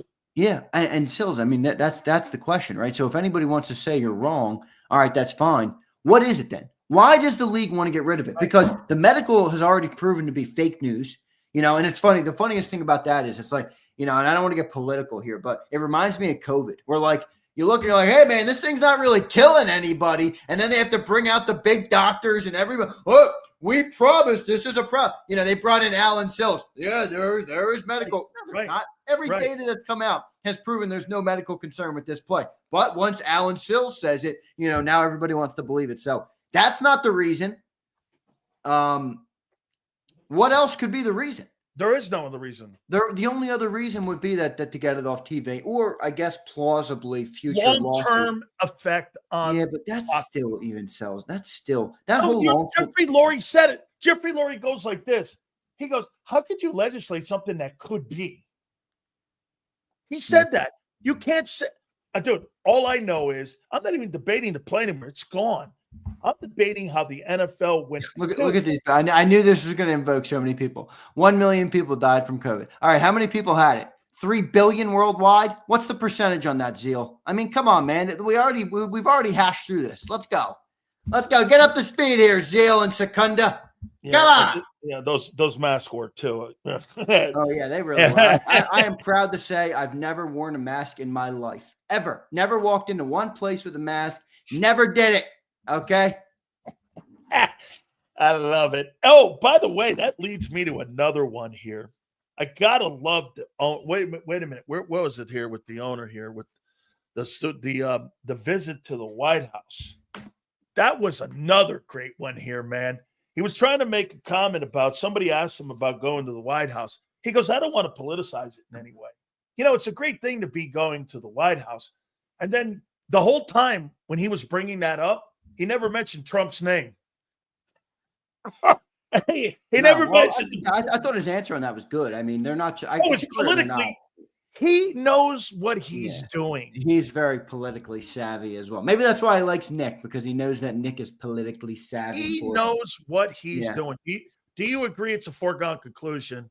Dallas Goedert is all but gone. I do. Yeah. I think for sure he's gone, and we'll see what ends up happening. But I thought the White House thing was fine. I mean, I thought his answer on that was pretty good, but we'll see what they end up doing. You think everybody's going to go? If that were me, I would tell them that I think this is a great honor for our team, no matter who's in the White House. Hey, look, if Joe Biden was in there, or if anybody I hated, my team won a championship, I'd go. I mean, this is about celebrating my team's accomplishments. I'm not celebrating the guy in the White House. I'm celebrating my team. You're celebrating me. You invited me, Hoss. I wouldn't invite you to my house if you felt that way. But, I mean, if I'd invite you over, but you wouldn't come. That's not true. You're one of the very few that I would, believe me. I'd set the table. I'd have a nice dinner ready. Where is this guy? He's showing up. The big gabagool. I got a fresh plate of homemade Italian dinner. And where is this guy? He's not showing up. That would be Sileo. Let me go down some of these things. He talks about a wonderful culture that he's created. It's on him, isn't it? That's Jeffrey Lurie's culture. It's not Nick's. It's not Andy's. Yeah, it's not Nick's. I think Andy helped establish it, though. Yes. I mean, remember, I don't know how much Jeffrey Lurie knew about football. Like, that's where I think Andy helped set the culture. And I'm not saying Jeffrey didn't know about football, but I'm saying to develop the philosophy that they have. Sounds like he does. Trenches, and now it does. But I mean, the trenches and just where the way they build up their team. I think that came from Andy. But overall, I do think. I mean, look, I think the owner has done a good job at creating an environment where people want to work. They want to, do things the right way. And by the way, I think this goes a lot deeper than the public names of Howie Roseman. I mean, I'll go as far as, how about the social media team, right? Like, they create amazing. It looks like they strive to get better at their job every year. So I think everybody has that mentality inside, and that, I agree, is on the owner. I think that's a reflection of the owner for sure. Is he out of money? No. Not even close. He went out and got a minority partner too. He's not out of money, my brother. I'm just saying, well, the way he was talking like, what was he saying? He goes, he did say, I took it the opposite. whoa, I took it the opposite. He said that the over the cap money is becoming an issue. When I listen, that's exactly. No, he said he's not going to change the way he does business. I didn't say, yeah, I heard him say that so, too. The way I took that was he did address and say there's 68 million over the cap now, and that money will be changed, and obviously they're going to be able to defer it, get it back under the two. They're 290, right? It's 281, right? So they're not. They'll be able by the draft. I think it's June 1. They have to have that thing down. Because that's when all those cuts happen after June 1 and all that, Xander. I think that's when you have to be in conform with all that when it comes to this year's cap. It's June 1. But he did address that, saying that it's become now an issue. How much of an issue? How much is that going to affect deals coming down the line? Like you said, okay, well, if we're going to take that, what you're saying, and we're looking at all these new players that they believe in, let's just say everything works out the way it's been working out. So then I would believe this. AJ comes off the books. Lane comes off the books. You start with the older players, don't you? You don't start with the younger players. So AJ, Lane, Saquon, all of those guys in the next 4 years, you're looking at those players, are you not? Those three players are the first to be addressed. I'm not going to say whacked. I'm going to say addressed. Don't you think? Yeah, I think that's fair. I don't know, though. I didn't really take it like you did. I think that where would the money come from? He was saying to me, I've spent the most cash of any owner in the league in the last 10 years. Okay. I'm going to spend the most cash of any owner in the league in the next 10 years. Howie has done a great job at drafting really good players. While that's all good, they all have to be paid. And if we pay everybody at market value, it's never going to work. Well, we won't be cap compliant, and we don't have the cash for that. So if we do want to continue to make great contracts like we have with Jalen, with AJ, with all of these guys, we have to prioritize the right people for that. And, Milton's a perfect example of it. Milton's a great player. He's not worth $26 million of that dollars to the Eagles, right? Because they have to pay Carter and Nolan and all these dudes coming up. So I thought his explanation on that was fine. And I don't know. I just have a different take. I mean, I think they're fine on cash. They just know how much cash they still have to spend. Well, they just proved it to you now that it's an issue for them. You don't let great players go. I don't care. But you can't pay everybody, Sills. That's what I just said. That money's got to come from somewhere. They're going to make tough decisions in the next 4 years. Is it the next progression to think AJ, Lane, and Barkley? That's where the older players with the big contracts are. I mean, I think Barkley's going to be gone after his 2 years, after the next 2 years. AJ is going to be an interesting one because you have two wide receivers. He's going to be, how old is AJ now? 28? I think he's 28. So you're talking about 31. He's 27. He turns 28 in June. Yeah, but that's not the age. It's the number. It's the money. It wasn't anything. By the way, let me say this to you about Josh Sweat and about Milton. This kind of is a little bit from yesterday, too. You may not think those guys are worth that money. They're worth that money to that number one defense. Those guys were instrumental in being part of the number one defense in the league. Yeah, but it's not about running out of money. I think it's just about you have appropriating. How about the word appropriating? Right, exactly, because there is a limit, and it's not even about how much money Lurie has in the account. There's a league set limit that you have to be within. So I don't know. I don't think Jeffrey Lurie's hurting for money at all. I mean, I think he's probably might be ready to buy a new yacht soon, honestly. Here's something, though, to think about. If one of those younger players doesn't continue to rise and doesn't continue to fulfill his destiny, because let's take a look at this. They paid Carson Wentz, right? They gave him the richest contract at one time in NFL history, correct? That thing fell apart within an 18-month span. So they have made mistakes before. They made a mistake with Bryce Huff. Like you said, I think this draft will solidify the younger players that they have on the team if they get this right. I think this year's draft is exceptionally important to the future of how they're going to operate when it comes to how they're going to, let's use the word delegate the money and how they're going to spread it around. Do you think they ever get to a balanced situation where they're spending as much money on each side of the ball? Or do you think that's always going to lean on the offensive side? I mean, you got to think it'd be offense, but if you look at some of the contracts and some of the players coming up, you'd have to wonder. I mean, what's it going to look like? Forget 3 years. What's it going to look like next year when Jalen Carter gets paid? You got to make a decision on Nolan Smith. By that point, Jordan Davis will have been worked out. You'll have a decision on Nakobe Dean. You'll have a decision on Reed Blankenship. You'll probably start already be thinking about Quinyon and Cooper. That's in year 3. Like, what's it going to look like 12 months from today? It could be drastically different. And then you start to wonder, is it because of how good they've drafted on defense? Maybe they flipped the script a little bit, but I don't know. Look at the moves they made this offseason, Sills.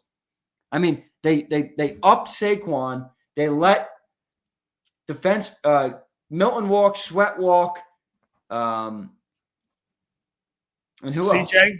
And CJ walk. They made all the cuts were on defense. So it's clear that right now they're still focused on offense. But I think in the future it could be tilted. We'll get to your supers in a second. Please hit the like button, guys. A couple last ones here for you before we do that. Do you think Howie Roseman's job status is tied into how long Jeffrey Lurie remains the principal operator of the team? And what I mean by that is, as long as he's still involved day to day, is he the decision maker that will keep Howie? Because you brought a point up this morning, and we kind of were going back. I mean, you could say it was luck, it was hindsight, it was whatever. He still had the guy in the building. Do I think he would have let him go? I do. However, no one called. So all that being said, it was a good move turning into a great move. Same thing with I'll tell you what, for a guy that gets lucky, he got lucky on Hurts. He got lucky keeping Howie. That's a lot of luck, man, to go your way where that's worked out. But do you think Howie's job status as general manager of the team is tied into how long Jeffrey Lurie runs the team? Well, naturally it is. I do. Yeah, I do too. But the right now, Howie's 49 years old. Jeffrey Lurie's 73. So something's got to give, because Howie's not going to be done in 8 years, or even let's say Jeffrey goes another 10 years. Howie's going to be 59. I don't anticipate him retiring at 59. So what's going to give would be Jeffrey already talked about. He talked about his son yesterday. I mean, his son's getting the team. That's who's going to be the owner of the team. Is going to be his son, Julian. If Julian thinks that moving on from Howie Roseman is in the best interest of the football team, I will lead the parade down Broad Street of sell the team with everybody, because that would just be stupid. I mean, who the fuck do you think you are? You've never owned an NFL team in your life. You got a guy that's won 2 Super Bowls managing the ship, and maybe it's more by that point. You're going to move on from him. Now, maybe if Howie's performance slips, all right, it's a different story. But if things continue as they are now, and Julian Lurie wants to make that move, I think it's going to make Julian Lurie look a lot worse than Howie Roseman. Well, you're not thinking like a billionaire thinks. But okay, because you missed it, what he said. I've had Julian in the personnel department, in the cap department, in coaching decision hires. I've had him in every aspect of the team and how the team operates. That's a general manager's role. That's not an owner's role. I've had him understand every single component of how the Eagles are run. Does that sound like a guy who's just going to sit back and go like this? Go ahead, Howie. And to your point, when a new sheriff comes in town, doesn't he want to make his own way and his own comments and his own statement? That's sure, for sure. That's all part of it. I mean, but again, even if you want to chart your own path, you got to be smart enough to know what you don't know. And if you're going to come in here and think another GM is better off, I don't think it's going to be the right move.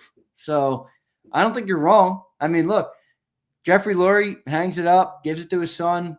His son's going to walk in, I need to make my imprint on this team. I need to make this bitch mine. You know, how do you do that?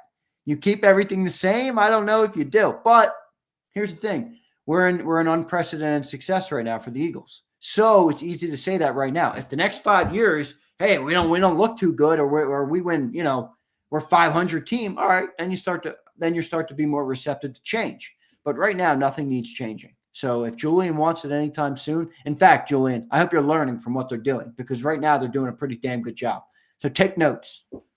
So when Jeannie Buss took over for the father, the Lakers, there was a general manager that was prepped by Jerry West by the name of Kurt Rambis. And Kurt Rambis was putting those championship teams by getting Paul Gasol, Shaq, all that shit, putting that team together. When Jeannie got in there, the brother wanted to make big old waves, wanted to change the Lakers. Well, ever since that time, they've got kind of a Mickey Mouse championship with an asterisk on it, and they got one from Kobe, and it's been the worst run since they moved from Minneapolis. Look at the Steinbretters. They got one world title since the boss died. All I'm telling you is Little Junior gets his hands on the team. Little Junior They should make Howie a part owner. Is what they should do. Hey, he's going to go in there. So this leads me to this with Howie. You start to see that writing on the wall. This guy hit 75. Do you want to sign a lifetime contract? Or do you want to sign a 5-year contract knowing full well that your days are numbered, because that kid's going to come in and that kid is going to make his own way? Don't you do something like this? But if you're Jeffrey Lurie, don't you want to protect as well your legacy as the owner, because your son's also got your name? So what I would do if I were Jeffrey Lurie is I would take put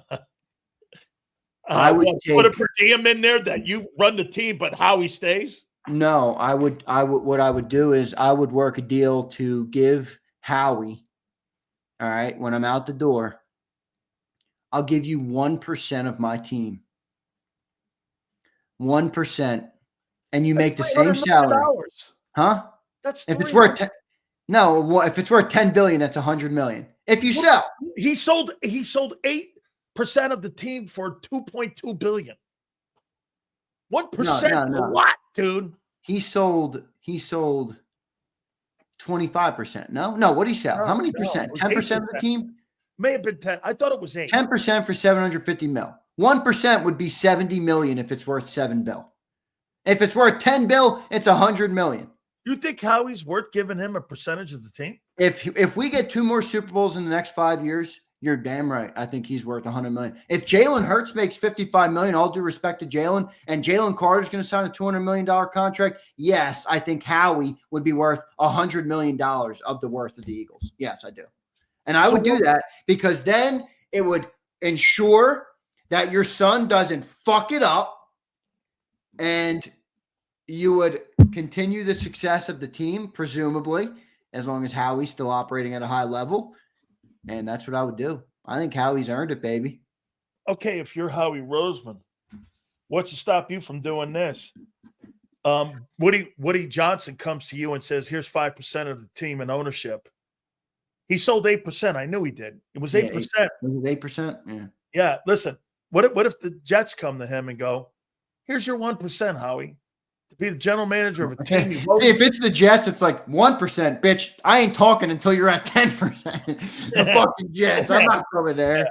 Hey, that 1% in New York versus Philly, we're talking about real estate here. Yeah. Okay? We're talking real estate. That's true. That's true. Right? It's not about whether you love a team or not. You live in New York City, ask your brother about real estate. No, I know. Believe me, I know. Based on the rent and everything like that, it's insane up there. It's a different world. But if Howie wants to go to the Jets, the only way that will happen is if the Eagles brass makes a dumb decision. So I'm not going to criticize Howie for it, but I don't anticipate that happening. Yeah. No, but you wouldn't want to even find out what your value is on the market. You don't even want to know, or are you so comfortable right now with what you're doing? You don't care what's out there. So you're going to do what a Zach Bond did. I don't really care what's out there. I feel comfortable here. I'm good. grass ain't Well, that's greener what on the Mike Gill was saying this morning. Is there like, look, we all have professional goals in life, right? Like Sure, we all yeah. like, so is there something left that Howie is like, I want to accomplish that? We all know he wanted to be an NFL GM. He wanted to be a Super Bowl GM. Now he's accomplished that. He's been at the top of his craft for the last 3-4 years. He's accomplished that. He's won the general manager of the year. He's accomplished that. He's now, going for his 3rd Super Bowl. These are all things that he's checked off his list. Is there another thing? Is it, I want to revive an organization like the Jets? I don't know. Is it, we just talked about charting your own path. Does he feel like he wants to chart his own path outside of Jeffrey Lurie, who put him in the broom closet, 8 years ago or 10 years ago, whatever it was? Maybe he has that. I don't think so, though. I really don't. I think he's. How about this? So Virginia McCaskey just died. That's George Halas's daughter from the Bears. And Theo Epstein was a great general manager who won a World Series with the Red Sox and won a World Series with the Cubs. They're going to freaking make statues of that guy for what he did by ending the curse of the Cubs and the Red Sox for what he did. All of a sudden, new ownership comes in and goes, how are you going to want to do this? Wait, I'm asking, wouldn't you, like you said, he wins one more too. Say he wins one more. Bears come calling. We would love for you to be the general manager of a team that is one of the original NFL football teams, the Chicago Bears. And you win a Super Bowl in Chicago and Philly. Hey, you win a Super Bowl in Chicago, bro, you might go down as the greatest general manager that's ever lived. That city is as nuts as your city. Yeah, but what if you win 6 in Philly? Okay, don't say What's this. better? Congratulations, the owner helped you out a lot. Get where you are. You didn't win in multiple places. Hey, let me ask the real question though. Will that be the actual perception, or is that the Sileo-ized perception? Well, John McMullen says it on your show every day. Howie is who he is because of the owner. I got that from your show. Yeah, that's true. GQ says Jeff Lurie paid $185 for the Eagles back in the 90s. The Eagles were worth more than $1 billion. GQ, you might want to check your math, dog. They're worth about $10 billion, not $1 billion. How about 10 of them? That's a good take by him. They may be listed at 6.6. You couldn't sell that thing for anything under 10. Yeah, I agree. Look at what the Celtics just went for. He made money on his deal because the valuation that he sold the stake was a low valuation based on if he actually put the team on the market. What was the valuation? 185. It says 8.3 is following the sale of an 8% minority stake. So 8.3 is what they were valued at. They're worth 10. You couldn't sell it for anything under 10. What did Commander sell for? I thought the Commander sold for $8 million. 8 $7 million, no, $6 million? Did it? $8 billion. $8 billion. Was it? Let's look. I thought it was $6.05 billion. Yeah. See, that was a good buy as a businessman because that's a storied organization. Yeah, but the stadium is what drove the value down. Yeah, but you can fix that. I mean, no, they are. Yeah, the value is going to go up with this new place they're building right near RFK or at RFK. All right. That's the one thing I was surprised that they didn't ask Jeffrey Lurie yesterday was about the facilities and stuff. Yeah, I was shocked. They didn't get that great grade, so I thought somebody would say, "Hey, man, everything else is working. You thinking about investing some money into the facilities?" Wait a minute. Who says that you guys? I wish John McMullen was down there asking some better questions because nobody followed up with, "Hey, it was that emotional intelligence." I mean, I would have followed it up with, "Hey, dude, when you were in the bye and you were 2-2 and you were 7-9 in the last 16 games." Were you loving his emotional intelligence? Nobody followed up. Dude, it was the biggest love fest I've ever seen in my. Oh my God! You just won the Super Bowl, man. You're right. You can't be a dick there like that. I get it, but I mean, no follow up to like this question. How does it feel to lose all those players? Do you think you're the same team you were on February 9th? Well, he did get asked that. He did, but no one followed up going like this. Do you really feel that you're in the room to repeat when you've lost 12 viable people that? Yeah, but See, Jeffrey Lurie, thank you for bringing this up because Jeffrey Lurie gave me all the ammo I need to shut you down on this question. Jeffrey Lurie's response was masterful. It was, well, are we as good as we were last year? The 2024 Eagles might be one of the greatest NFL teams of all time. It's going to be hard to be better than the greatest NFL team of all time. And that was a great answer by Lurie, baby. The greatest teams of all time repeat and are multiple champions. No, those are the greatest teams. Season, that's like saying the 85 Bears are the greatest. 16-1 after the bye, and the only loss came without their starting quarterback. Oh, dominated the NFC Championship game 55-23. Dominated the Super Bowl 40-20-22. And the Commanders, according to John McMullen, will win the East. Dude, watching the Super Bowl wasn't even that exciting in Philly because the game was over after the first quarter. John McMullen. I pulled John McMullen into the Commander love of the East. Look at that. Look at those pipes, boss. That's what a tush push looks like. You're a Giants fan, and we're exposed. Easy. I am not a Giants fan. I used to be when I was a kid. It's fitting for you. You know, a bottom of the barrel freaking team like that. Perfect for Sileo. How many Hall of Famers do you have compared to the New York Giants? I know. I know. They were a good organization back in the day. Yeah, watch this. I love what he just said. They were good. Well, that's true. It's true. I mean, I'm 26, Hills. I'm not 56. All right. I can't live before I was alive. Hey. All right. I am pathetically upset that, every time Barkley had a game like that, I'll tell you the truth right now. Watch this. You know how you would come on the air and we would do that post-game show? Do you know what drove me nuts? Was thinking that guy was in fucking New York. You didn't build a team around him. You let him walk out the building by not attempting to build a team around him. And that guy is who that guy is. Yeah. I never saw. Did you think he was that good? Who? Barkley? Oh, no. I mean, I don't think anybody thought he was that good. He had 2 knee injuries in 4 years. Yeah. And he was on the Giants, but he was that good. That's the point. He was on the Giants. I know. And he hates. You know what he does? You know what I think Barkley feels now? Once a Giant, always a Giant. And I agree with that. However, I think he loves the fact that now people get to see the true Saquon Barkley. Yeah. He could never really show who he was because he didn't have good players around him. This guy looks like he's running at Penn State again. Yeah, Saquon and the Eagles were a match made in heaven. They really were. Correct. Yeah. All right, let's get to the Supers. Gary Cobb will be with us at the bottom of the hour, and we will test his emotional intelligence down at the bottom of the hour. That's the line of the NFL owner meetings. Yeah, it is.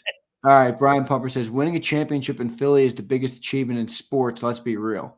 It is. It's one of. I'll tell you where. Hey, wait.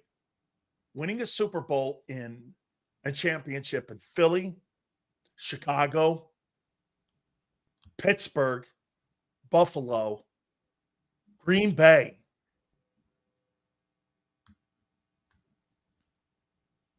There's nothing like that. The rest of those teams, I think the bigger the market, the less interest you have in your football team. You really get this. The NFL didn't have football in Los Angeles for 20 years. Nobody in LA, you think the fans were screaming about getting 2 teams? The league was fine without. Do you realize there's only one team in New York? It's the Bills. It's not the Jets or the Giants. It's the Bills. There's only one team actually inside New York. Well, they can thank the politicians for that. I mean, come on. But the point is, again, nobody gives a shit about. They care about the Yankees in New York. Or they care. I think they care more about the Knicks and the Yankees. Well, yeah. I mean, the Knicks. I love one of my. I mean, Madison Square Garden. Yeah, it's one of the sickest places of all time. Boston too. Yeah, Boston too. Boston's dope. Boston's a good sports city, but yeah, Philly's getting up there. I mean, I think Philly's close. I don't think it's got quite the history because I don't think we have as many titles. I mean, if you win more championships, I think you grow the lore of your city, and we're big enough of a city, but. Got to get it. We need a dynasty. We haven't had a dynasty in Philly. I mean, the Flyers in the 70s, but I know, 2 years in a row. That's and I'm the biggest. You want guy 4 in the and 6. No, You want I'm 4 the and biggest 6 hockey guy out there, but right? you know, You want 4. You want like 4 and 6. And you need it in a big sport in the modern day. You know, Yeah. you need football, even basketball, something like that. You need, Yeah. you know, the Yeah. Sixers are. Oh God, I don't even want to think about them right now. They drive me crazy. But Philly's a good one. Philly's a good one. We'll see. JD3 says, out of Ringo and Sidney Brown, which one are you least concerned about stepping into a bigger role? I would say Ringo. Least concerned? Oh no, Sidney Brown. Sidney Brown. I'm going to go Ringo because I like the pedigree. Georgia. I saw him dominate the SEC. I think he's got traits, all the traits he needs to be a good cornerback. You know, it's one of those things. If you built him in a lab, a cornerback in a lab, like Keeley has a lot of what you'd want with the length, the speed, the size, the physicality, but he's a little handsy, he's a little bit unpolished. So I like Ringo more than Sidney Brown, but good question. JD3 says Rona was a bigger scam than paying 17 million. I shouldn't have said that thing because, you know, people get their panties in a bunch. I'm sorry. I didn't mean to upset all you guys bringing up the great COVID of 2020. I think we've all moved on. John McMuffin's narrative this morning is Big Cat saying the NFL loves the Eagles. Y'all think this happening if we lost? I don't think so, sir. I do think you're right with that. No. Yeah. Hey, they hate that play because it's not a good TV play. Yeah. It's exactly what Rich. Brian Pumper says Jalen Hurts is the Chauncey Billups of the NFL, not no Hall of Famer like Tim Duncan. You dudes are sniffing sawdust. Well, I thought the Tim Duncan comp was good, but I don't find him to be boring like Tim. Like that whole team was boring, man. Manu Ginobili was boring. You think 5 championships? Tony Parker was boring, huh? You think 5 championships is boring? I didn't say that. Based on what you compared him to Tim, I think for those reasons, yes. In your comp, I'm not saying it was a bad comp, but I don't like. Even the Eagles last year, yes, running is boring in the modern NFL. Not when you have Saquon Barkley and he has 7 carries that go for 65-yard touchdowns. 29-03 and 18 touchdowns is boring. That's boring to Sileo. No, it's boring to the league. Wrong. The ratings on the Birds are high, brother. Get this. The salaries don't dictate that. Those guys making that big money aren't making that money because they're winning. They're making that money because it looks good on TV. By the way, I like the way they win. I'm just telling you, you're paid for some reason. Dude, I'm not mad at the Tim Duncan comp. The guy won, like you just said, 5 championships. I mean, how can we be mad at that? I'm just saying that team. Tim Duncan was the most boring guy on the planet. I know, but even that team sells like even Tony Parker. If you didn't know who Tony Parker was and you saw him on the street, you'd think he's a regular dude. Manu Ginobili, same thing. I mean, that whole team was different. That's right. Well, that's what you get when you get foreigners on the team. No one cares. How you doing? Yeah, there you go. Rich Sills, make like a tree and move that Cowboys home. I've been telling him, Rich, move that thing out of there, but he doesn't want to listen to me. I moved it away from the Jerome Brown jersey. I told you, put it on the other side of the Thunder helmet. All right, I'll do that. All right, see you, Sills. All right, man. Xander, I appreciate it, my friend. Later, brother. All right, man. Hey, guys, don't forget, hit that like button. I can't wait to test. What was that word and phrase that Jeffrey Lurie used? I want to use this on JAKIB. Emotional intelligence. Let me use the emotion. You know, I really love the emotional intelligence of JAKIB. I mean, when Jeffrey Lurie was dropping that science on us, they're at the NFL owners meeting. What a soiree and a fireside chat that thing was. The emotional intelligence. Let's test JAKIB's out right now. Let's bring it on. Here he is, and his emotional intelligence. Jeffrey likes he likes that word. He likes using that word, you know. But I gotta admit, he's had a system and it's been working. So, let me read that to you since you brought that up, JAKIB. Watch this. Yeah. Since '94. They have made the playoffs 19 times. They've made the NFC Championship game 8 times. They've won 2 Super Bowls in 31 years. They've been to the game 4 times. They've won 11 division titles. They're 20-17 in the playoffs. By the way, that 20 wins is symbolic of the Giants, the Cowboys, the Commanders combined have not won 20 playoff games in the NFC East. Wow. He bought the team for $185 million, and the team has a value of around $9 billion right now. Jeffrey Lurie has been what as an owner to you? I think he's been he's shot for the top. I mean, he's been a guy he's not really interested in just finishing. You know, he's been passionate about, you know, winning the whole thing. And you know, I think that he goes along with a lot of the Eagles fans, which is, if we didn't win it all, you know, then we're not celebrating, you know. And so I think that he definitely has pushed for the top, and he's going after it with the people he's brought in running the team. You know, if something's not right, everybody can see it's not right, then that coach is out of there. He's not sitting around holding his hand, all that. So it's either win it all or move on. And I can see where he definitely has, as he's going after excellence. You know, I will give him that. I mean, I don't agree with every move, but so what? You know, I gotta admit, Jeffrey Lurie has been trying to win. I can't say that about all the owners, you know, where it's about win or you know, it's all about winning, all about winning. And, you know, now with this tush push stuff and everything, man, getting into all that and everything. But, and the thing about it is, I think with the tush push, just to go ahead and get my hand in it there, the tush push is about the quarterback, man. And I don't think the league, I don't think, you know, understand the commissioner is not interested in getting quarterbacks hurt or even running a risk. Because some of the quarterbacks, like you can look around, some of the quarterbacks, come on, they can't do no tush push. You know, that quarterback is the key guy, because he has got to he's got to be a driver, you know. And most of the quarterbacks, that's you're not thinking about that when you think about the quarterback. That's about the last thing you're thinking about, is him being able to run over somebody, drive somebody. You know, you're not looking at that from your quarterback. And so I think that they would feel better if the quarterbacks didn't put themselves in a position where they could get hurt. And I think that's the reason that all these, you know, you're going to have some other teams and the commissioner looking at that and saying, man, the worst thing could happen during the season is getting quarterbacks hurt. If anything, that would lessen the interest in the game, because the quarterbacks are the stars, just like a movie. I mean, you can't go to you know, whoever, Denzel, Marlon Brando, whoever. You can't go to a movie and then they're hurt. They're not in the movie. The star's not there. Man, you going, I'm not going to see that movie, man. The star is not there. So Gary, I think they think that way. I spent my entire first hour trying to tell people the NFL is the WWE. The only difference is the ending is not scripted. That's the only difference here, because to your point, get this, there's no intel that the injury on the tush push, you have the competition committee chairman, Rich McKay, who's coming on this program next week, saying it doesn't look aesthetically a football play. Then you have Dr. Sills coming in and saying that play could cause injury. He's setting up CTE conversations.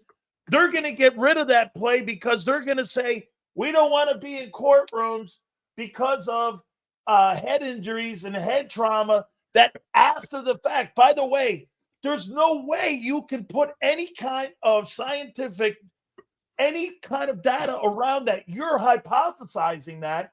And then you have the commissioner going, there's 16 teams. I need 8 more votes. You know how he's going to sell it, Gary?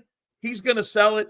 Do you want to be in a courtroom in 20 years, that tush push play, when a guy comes to the table and goes, like Jason Kelsey, I've got CTE or the symptoms of CTE. That's how they're going to get that play out of there in May. It's bad look for TV, and they are afraid of injuries, and they're afraid of the Players Association, because there's no other. You're making it up on the injury. You're making it up. It's not a football play. Yeah. What other reason would be that you not have that play in the game? Yeah, I think they think that that it might, it's not as, you know, like you're gonna have the wide open. Of course, they like the big plays and all that, but I still think it's about that quarterback. Come on, the quarterbacks, they are the stars of the league. Quarterbacks, teams that have the quarterback, they're always considered to have a chance to win the whole thing. if they got the quarterback position. And that's they spend all the time popularizing the quarterbacks. It's a quarterback this personality. You know everything about the quarterback. A lot of the other players, you don't know where the guy went to school. You don't know his personality. You know every personality of every quarterback because that's the way they sell. They sell the game through the quarterback. So just understandably, if you were putting together a movie, you're going like, what? My star can't make it. Well, then we're not doing anything today. You know, we can't. How can we shoot anything without the stars? So that's the way I think that they look at it. Of course, you got a lot of Philadelphia fans not happy about the whole thing. Some of them are ready to fight right now. Yeah. So here you got the Packers. The Packers are the people that put it out there, and I posted a picture of Bart Starr with one of the greatest plays of all time in the Ice Bowl. Bingo. That had a quarterback sneak. And the Packers, of all people, there were two plays, the Green Bay Packers, the Packers sweep and that quarterback sneak with Starr. That's what right. What was the similarity? Fuzzy Thurston, Jerry Kramer, Forrest Gregg. Yep. All those players, they had a great O-line. Packers be against one of the most famous Packer plays of all time. That's right. That's right. That's the hypocrisy of it. That is fitting that it would be the Packers making the most noise. And the thing they don't like is that the Eagles are so good at it. I know. That's the thing is, they just do a great job of getting that momentum going. That somehow they're able to get off at the same split second. And doggone, then you got Jalen who, we've seen him by himself drive people because he got those wheels. And he's just been able to do that. And most of the quarterbacks in the league, the last thing they're thinking of doing is doing squats. They're not doing any squats. Hey, Gary, let me ask you this question. Do you think the Eagles would have won the Super Bowl if they didn't have the tush push last year as a play in their arsenal? Would they have won the Super Bowl without that play? Because we all know this. They go into every game. Yeah. 1st and 9, 1st and 8. Yep. Because of that play. That's right. Would they have won the Super Bowl if they couldn't utilize an identity play? That's an identity play for them. Yes, it is. Could they have won the Super Bowl without that play? Well, they clearly would not have been as good of a team. And, I'll probably say no, they wouldn't have. I probably would say no because, it just from a confidence standpoint, they go in, they figure, look, we get 4th and 1. You guys are going, man. You're not stopping us. And they got a confidence about it. And they just been so effective. It's been so effective. And the other thing is, it's in the other team's mind, too. You see the Chiefs, the biggest thing shows it. The defensive tackle, Kansas City, lining up sideways. Come on, man. You got a Pro Bowler, the highest paid defensive tackle in the league, and he's lining up sideways. Come on, man. What? They were in his head. Come on. Tell me they were not in his head. Oh, no, I'm with you. He's lining up sideways, man. Come on, man. How many times did he line up sideways? Come on. And you got all kind of guys. They're all through the Redskin had a guy jumping over the pile. Come on, man.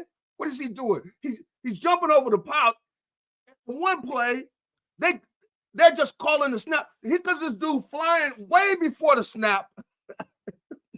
He's jumping over the whole team, man, looking like a fool. Oh my God! Hey, Garrett, let me go here for you. Let me go here for you now. Okay. Yeah. So Nick Sirianni, the owner, goes, "I love his emotional intelligence," and was asked about his contract. Yeah. Do you think the Eagles make a guy with a 741 win percentage, 2 NFC championships, and a Super Bowl? Yeah. Do you think they pay him more than Andy Reid at $21 million annually? And do they look at him like that, or do they look at it like, this is my culture? I can hire anybody. Anybody and everybody has won since I've been here. I just gave you the accolades of the owner. Doesn't the owner think he's the smartest guy in the building compared to everybody else? I mean, if you give that coach that kind of money, aren't you saying that this was a lot of Nick and less of the owner and the GM? You know, I think they're probably going to end up paying him. I mean, Jeffrey Lurie has been that way about his money, meaning like he's basically, you know, has he paid coaches? Howie Roseman. You tell me, Gary, has he paid coaches well? Yeah, he will take care of coach. He will take care of coach. So I think he's going to take care of him. I wouldn't be surprised if he makes him the highest paid coach. Wow. Okay. Because I think he has a lot of respect for him, and the fact that, you know, he's got to look. I mean, he had Andy here. You know, Andy won a lot, just didn't win he didn't win the whole thing.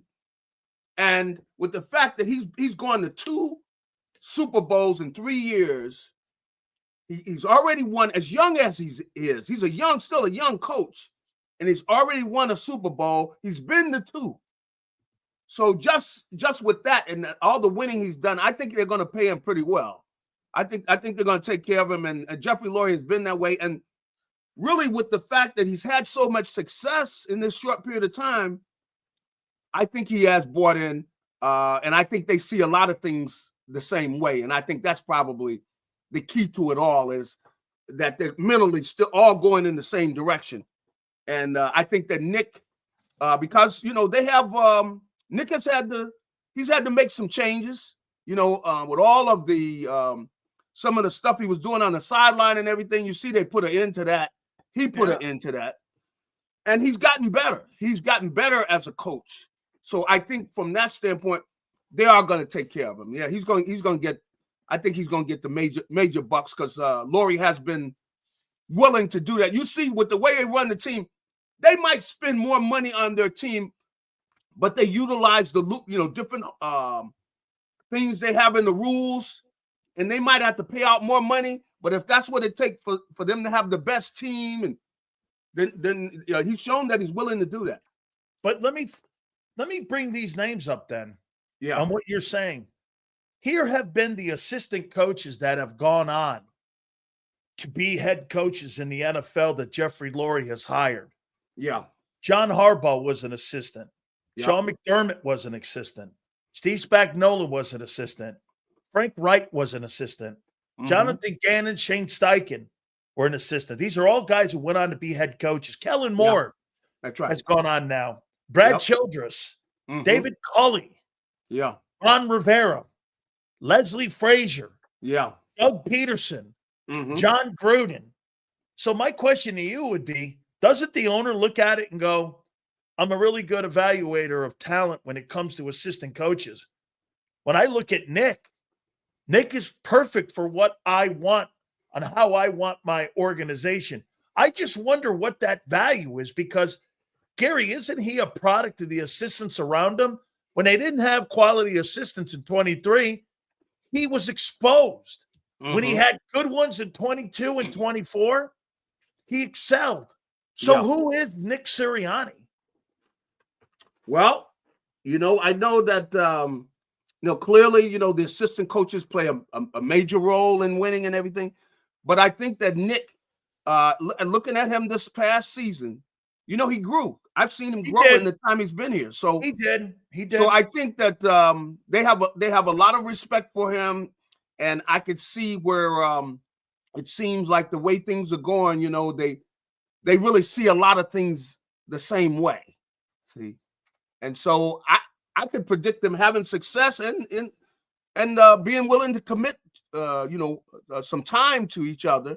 So that's where, you know, because Nick is basically his family and football. There's nothing outside of that. That's it. But Gary, don't you feel that the difference between him and Doug, and maybe even Andy, and Andy's situation was family related, so I'll go Doug. Doesn't it seem, though, that I've never heard Nick go, because he was asked a question down in Palm Beach about Goddard.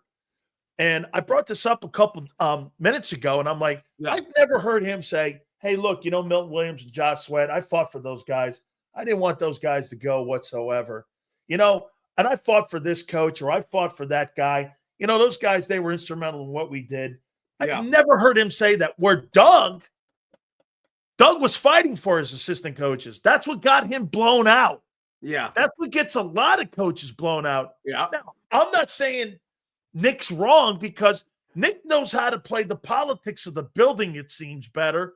And he knows his sandbox better. So do you think that's why they're more drawn to him as the style of coach they want, is because it's not so much about the X's and O's. It's more about how he delegates and how he conveys the message on what the organization's direction is. That's where I think his strength is. I think that he's got that. I think that Howie listens to him. Okay. Because Howie clearly is the guy making all these decisions about, personnel and everything.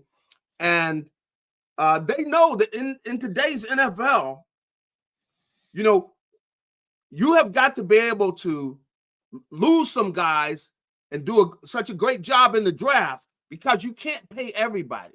I mean, look how many guys they're paying. They're paying a lot of guys. I mean, get this, Gary. Gary, 10 guys on that team right now are making north of $15 million. That's right. Yeah, 10 or I would say maybe even more. I'm thinking, but you're right that they're willing to pay these guys, but at the same time they know that they cannot pay everybody, and that's why I think that he knows the system that they've got, which is the system now is, look, with the defensive linemen they lost, they know, hey, we're not going to be able to give these guys $20 million. Come on, these guys making 20 and 25, 28. We cannot pay everybody. So that's why we got to do a great job with the draft. We've got to develop young players. That's what they've got to be able to do. And I think that the big thing that he's done, that Nick has done, is done a great job with bringing in quality assistant coaches who do a great job of teaching, because your young players are got to be able to play. You need some of them. They got to stay in and play key roles, because you can't pay everybody. And I think last year, you see, one of the keys to the reason they won was they had so many young players. They blossomed at the right time, and they stepped in and they played key roles and everything, because you cannot pay everybody when you're paying guys, so many guys you're paying, giving them $20 million. So many guys on the team making $20 million. You cannot pay everybody that. And so I think that Nick realizes that. So that's why I don't think he trips about guys leaving, because he knows that's part of that's a part of the predicament. Couple last ones here for you. All right, let me ask you about Howie Roseman here. So Howie's contract is coming up here, and Jeffrey Lurie addressed that, and he was talking about Howie. And now get this. So Jeffrey Lurie's on the horizon, because if you heard him ask the question also about this, well, yeah, I've had my kid Jeffrey. He's in the personnel, how contracts are done, how personnel goes, the hiring of coaches. He's really being involved in every single aspect. That sounds like a GM's role to me. That just don't sound. So do you think Howie Roseman's time is tied to how long Jeffrey Lurie remains operating that football team once he steps down and hands it to his kid? Could you see his kid doing, well, I'm going to make my own name, like the Steinbrenner kids, like Jeannie Buss, and Howie's not the guy? Woo. I mean, now if he were to do that, don't new people want to have their own people and make their own mark? Well, that's going to be very interesting. I mean, that's a very interesting situation. 75. Yeah, I know. Yeah. Who you talking about? Jeffrey? Yeah, I think he's 73 or 75 years old. Yeah. That's very interesting. I mean, I don't see him firing Howie, but that, but the son, hey, he going like, I'm not married to Howie. My dad was married to Howie. Yeah. You know Hey, if you remember right, I brought the example up. I was like, when Dr. Buss, I know I'm with the conspiracy. Hey, when Dr. Buss was alive, he had a guy, Kurt Rambis, in there that was prepped by Jerry West. Yes. And all of a sudden, Jeannie and the brother get the team. They blow him out. Yeah. He starts running it, and they ran the Lakers into the ground. Yeah, you're right. Because they wanted to make – hey, man, you know me, Gary. I'm a shit starter here. I get it. But you know, that's an interesting thing. I mean, I don't know. Like I said, the son going like, hey, look, my dad was married to the guy. I'm not married to the guy. I don't even know him that well. I mean, you know, but he has worked with him. So I think that he has a certain, you know, they got a relationship. You know, I know he's been there, and Howie's been the one, you know, kind of teaching him. So that's going to be very interesting when that situation gets there, man. But you know what? Everybody's time comes. You can tell Howie, everybody's time comes, man. Now, last one here, though. Now, here's me if I'm Howie. All right. Yeah. So I always coveted being the Jets GM. There was a guy by the name, and of course, you're a great baseball player back in the day. You know who Theo Epstein was. Mm-hmm. Here's a guy who built the World Series title in Boston, and he built the World Series team in Chicago. Mm-hmm. And they're going to make statues of that guy. Virginia McCaskey just passed away. New ownership is probably going to buy the Bears. So let me get this right. You are in Chicago, Howie. I'll give you 1% of the Bears to leave, and you have total say. If you're Howie and you've won one more Super Bowl, say, what's left in Philly? Because you know what you'll always be tied to? You'll always be tied to that owner because the owner gave the bag of money and gave you the latitude. Mm-hmm. Don't you think the value of a GM is doing it like head coaches in multiple places? That's when you know that guy can go into anywhere and he's a problem solver. Wouldn't that be his challenge? Well, that would be a great challenge. That would be something that if he weren't here, I could see where if they did get rid of him, however, he could go somewhere else and somebody would hire him. So that definitely is true. But I know how he loves Philadelphia. I mean, he loves these people, the whole, you know, personality of the city and everything. So, I mean, but if he were to get the machete, I can't say that, you know, he wouldn't want to go get the job somewhere else. Because, you know, he probably would. If he were to get fired, you know, he would want to go somewhere else and prove to them they were wrong. So that is true. I don't think that's going to happen. I think he's going to stay here as long as he wants to and everything. But you know, hey, things happen, though. As we know, in the NFL, things happen, man.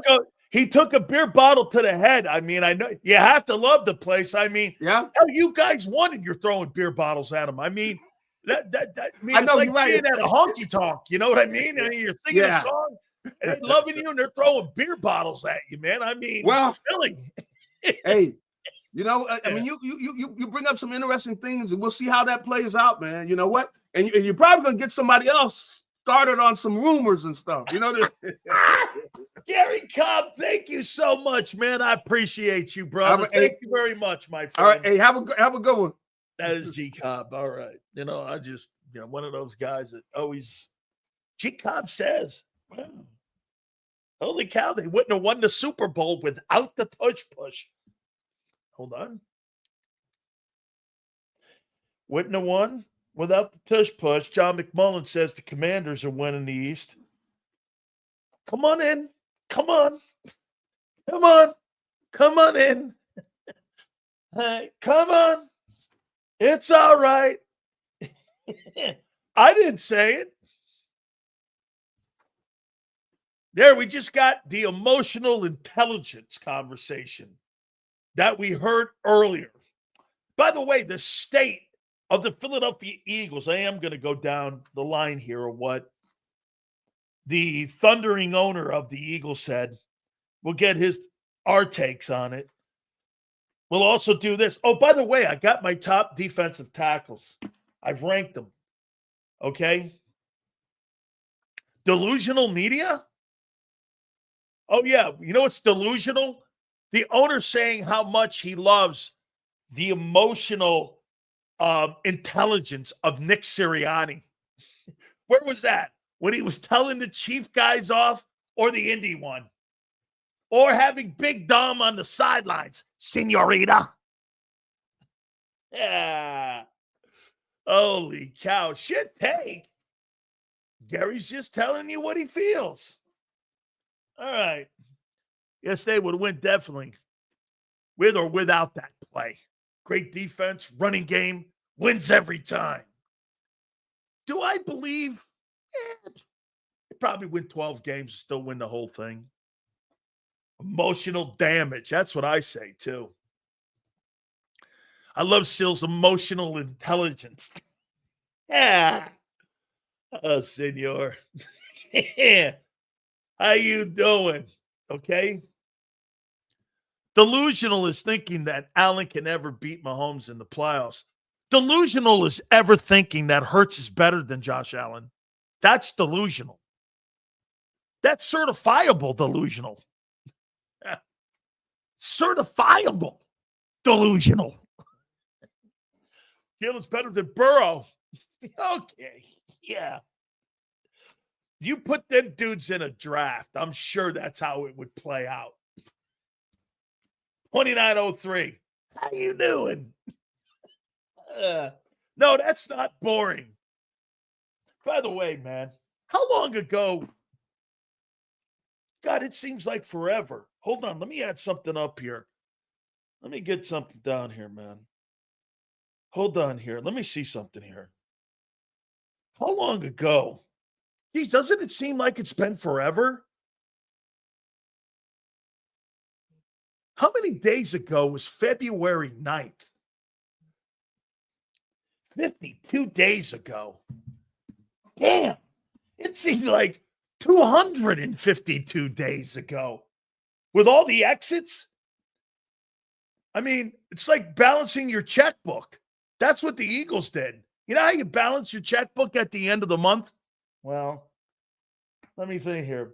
I'll pay my cable on Friday. Next week, I'll pay the water next week. I'll put $50 down now just to make it look good. Cable I'll pay on Friday. I owe $300, so I'll probably pay $125. I got rent. I got to pay the big one there. That's the big one there. Yeah, got to do that. I mean, they were doing their checkbook this off season. Is that what they're? I mean, feels like a year ago. I'm with you, Sue. Maybe Hurts will let Allen try on his Super Bowl ring. I know. Joe Flacco's better than Dan Marino because he's got a ring. Joe Flacco was the MVP, too. How you doing? Joe Flacco and Jalen got the same thing. Super Bowl MVPs. How you doing?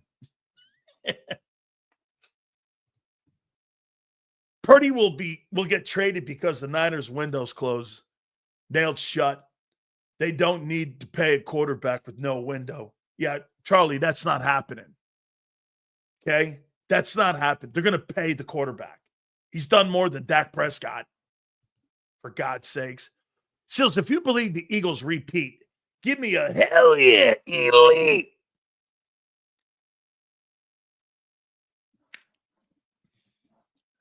They ain't repeating. That I'm sure of right now. Well, no. I'll take that back. I'm not sure of that. No, I'll take that. I'm going to reel that in. On April 2nd, I don't know if they're not going to repeat because I don't know what they're going to. I want to see what they're going to do. I'll make that prediction after the draft. Okay, you get a little more latitude this year to rebuild. I want to see because right now, the trash bags that you brought in, I'm not impressed with any one of them. AJ Dillon, I like. But the trash bags you brought in, Uchi Coochie Achi. Who the fuck are those guys' names again? Let's take a look at these guys. Tremendous. Here's the guys you guys went Christmas shopping at the dollar store for. Hang on here. Let me go. Oof. Every one of these guys, well, because we got Vic and because we have Jeff, they're going to turn chicken shit into chicken soup. Who are these guys? Let me see here on defense. There we go. Let me see here. Azizi Ajulaki Ujin Anna. Joshua Uche E. Ochia Mathis. Adoree Jackson. Perry Nickerson. That guy related to is that Nickerson's kid? No. That kid's not Nickerson's kid, is it? That's not Nickerson's kid, huh? I don't think it is. Is that Hardy Nickerson's kid? No. Hardy Nickerson. We called that guy Hardware. Okay? We called him Hardware. That dude brought wood. Yeah, I don't think that's Hardy's kid. What's this guy's name again? Here it is. Yeah, this guy here. Azizi Ovarians. Joshua Uchikuchi. Ringo Keeley Star. Yeah. All right. Yeah, that's going to replace the number one defense. Yeah, no, that's it. Yeah. All right. State of the Eagles is coming up. I'm not going to lie. I liked what the owner said. I did. Now, the thing with the White House, though, we're not going to politicize it. Why aren't you politicizing it? Because it was a landslide in November.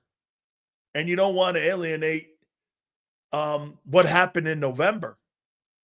That's why I guarantee you. Let me ask you guys this. If Kamala Harris had won the White House, okay, would that even have been an issue? Would it even have been a question about going to the White House? No. But because Trump won, it's an issue for Jeffrey Lurie. Because he was out politicianing and putting posters up in Philly for Kamala Harris. That's why it was an issue. We're not politicizing it. Okay, yeah. Sills was wrong about our defense last year. He'll be wrong again. Well, I'm betting on that. You are not going to be the number one defense. I will tell you on April 2nd, you will not be the number one defense in the NFL. That I am 100%. April 2nd, Eagles will not have the number one defense in the league. Yes. How you doing? Oh, there's only one other one that I'll always make on April 2nd.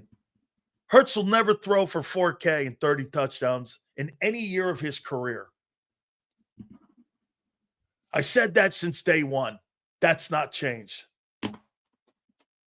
That will never change. Okay? Might not be the number one defense, but we'll be Super Bowl champions. That I'm not ready to say yet either. I'm not ready to go there. I want to see still what they do. Okay? I do. I want to see what they do. Not convinced of that on April 2nd. Yeah. Yes. Hey, absolutely, I stand by what I say. I always stand by what I say, right or wrong.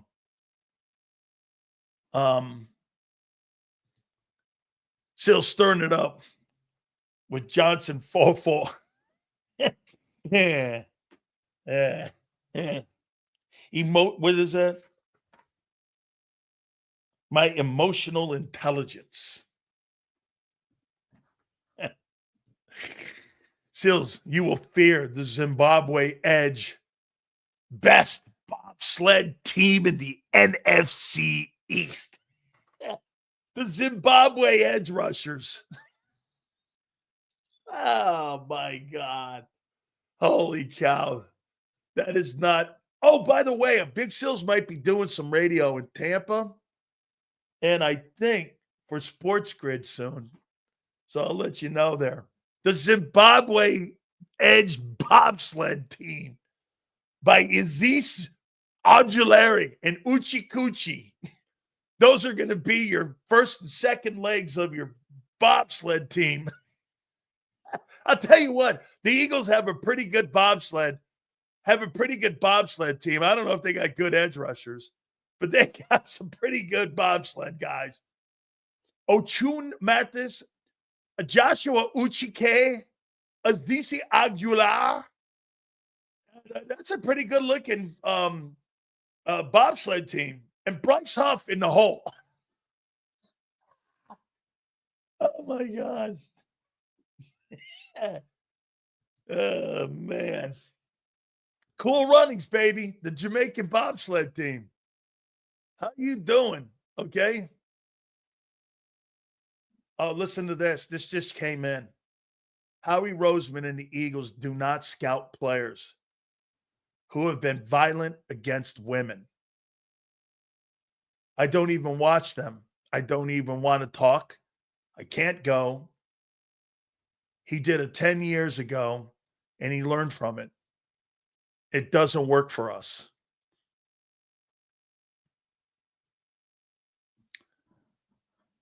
That's got to be the end of Mike Green conversation. Again, I do not scout players who have been violent against women. Well, there's no evidence that Mike has. It's an accusation. I wonder if he was with Todd McShay with this. Howie's probably just going to, okay. That's a great take by Xander. But they wanted to trade for Watson?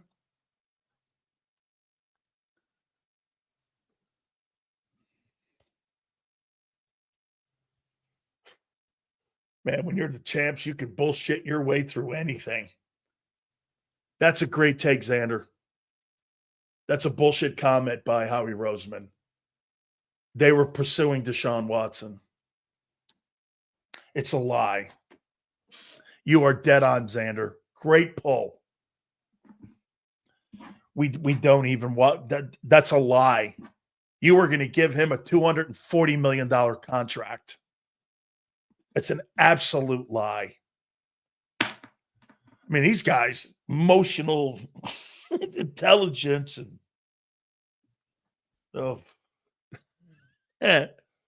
but they wanted to trade for Watson. Great take. Just imagine if Julian Lurie gets Howie to go and he goes to Dallas and works with Jera and the kid Steven. Okay? Respect that unacceptable behavior. John, there's no case against them. Twiz, no, let me get Twiz. There's no proof that they went after and offered Russell Wilson a contract too, right? A 3-year deal. Okay? Right? That's what you would say too, right, Twiz?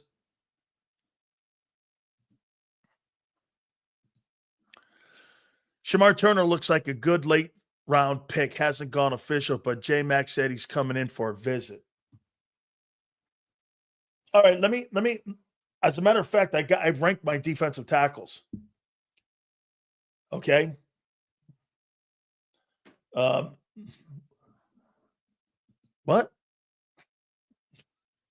I don't know. I got my DTs. State of the Union for the Philadelphia Eagles. We're going to do that next.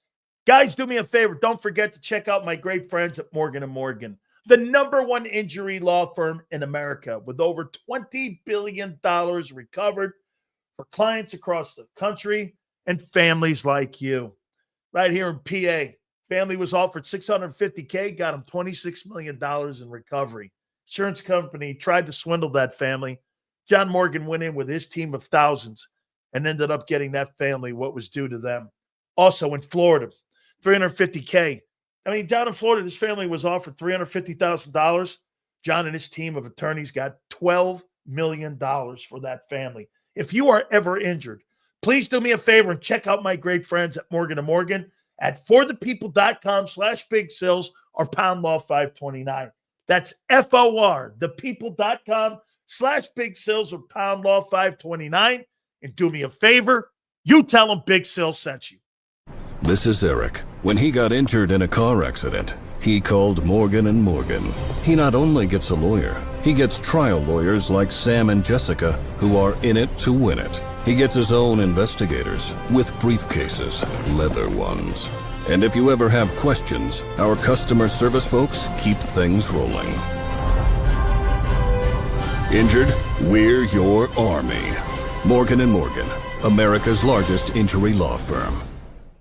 Your financial future is on the line. Are you ready for what's next? At Leone & Company Wealth Management, we help young professionals, business owners, and pre-retirees navigate the complexities of building and protecting wealth. For young professionals, we'll help you grow your wealth, plan for your future, and make the most of your hard-earned dollars. For business owners, we provide strategies to protect your company, manage risks, and create a lasting legacy for both your business and personal wealth. For pre-retirees, we'll design a plan to secure your retirement, ensuring you can live comfortably and confidently in your next chapter.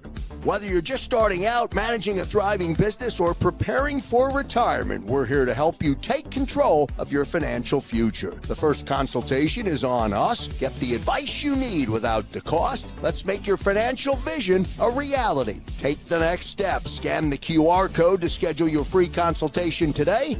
And of course, go Birds.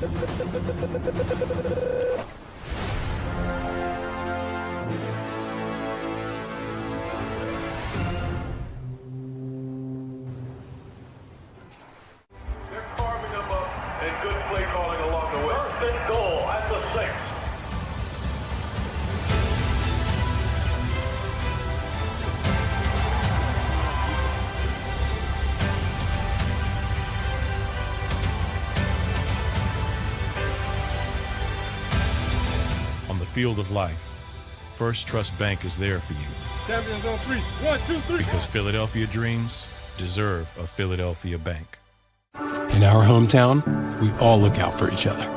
We step up to keep our communities going strong. And at Independence Blue Cross, we're here to keep you going strong as the #1 health insurer in the region. No IBX is always looking out for you. EAGLES, Eagles.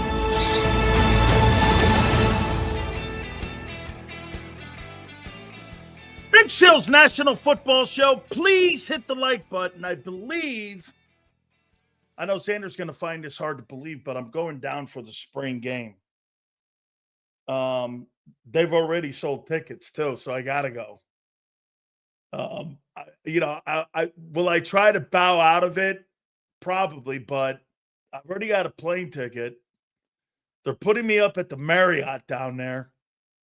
They've got the spring game. And I've got to go to dinner with some alumni guys. So it's the spring game for the Hurricanes. And I haven't been back since I did radio when I was on WQIM because I had issues with Al Golden. I couldn't stand the guy.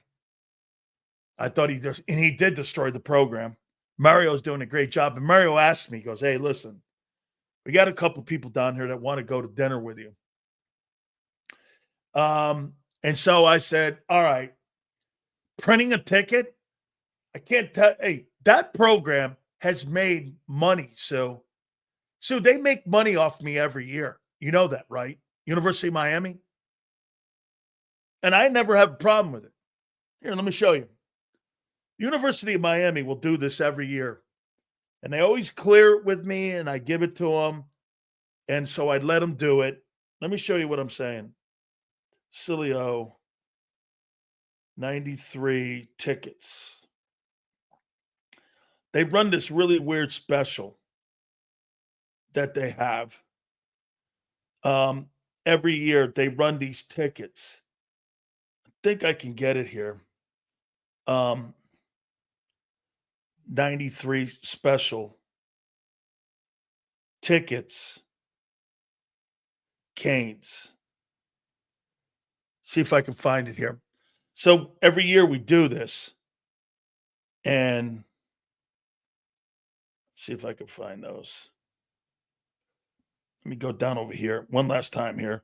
So they have a special 3 tickets for $93 that they sell. And I think they did the NC State game. If I'm not mistaken, they did the NC State game. Here they are. Here's one. 3 for $93. Big sales. See that right there, baby? Look at that. Big sales. And look what it says at the top. Backed by popular demand. Big sales. 3 for $93. Here's another one. This was the NC State game. Big sales. 3 for $93.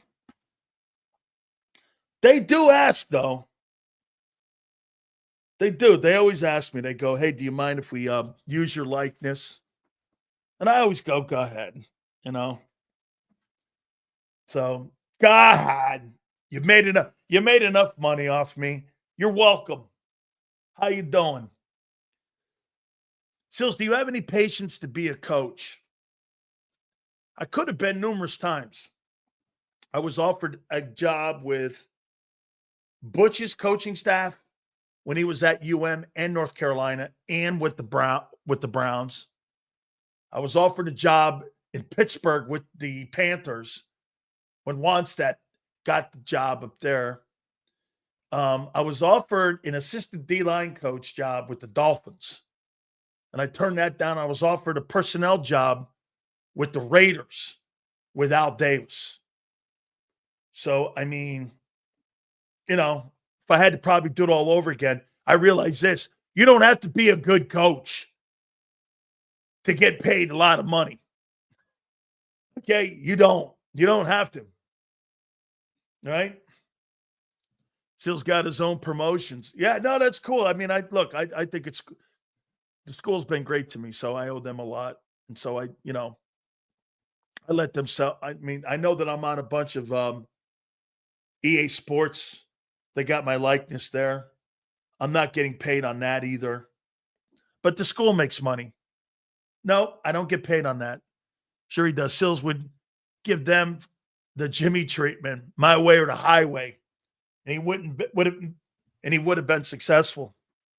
Well, I'll tell you one thing I do look at, and I'm going to get to your defensive tackles here. Here, let me do it now before we get into the state of the Eagles. Here's my rankings.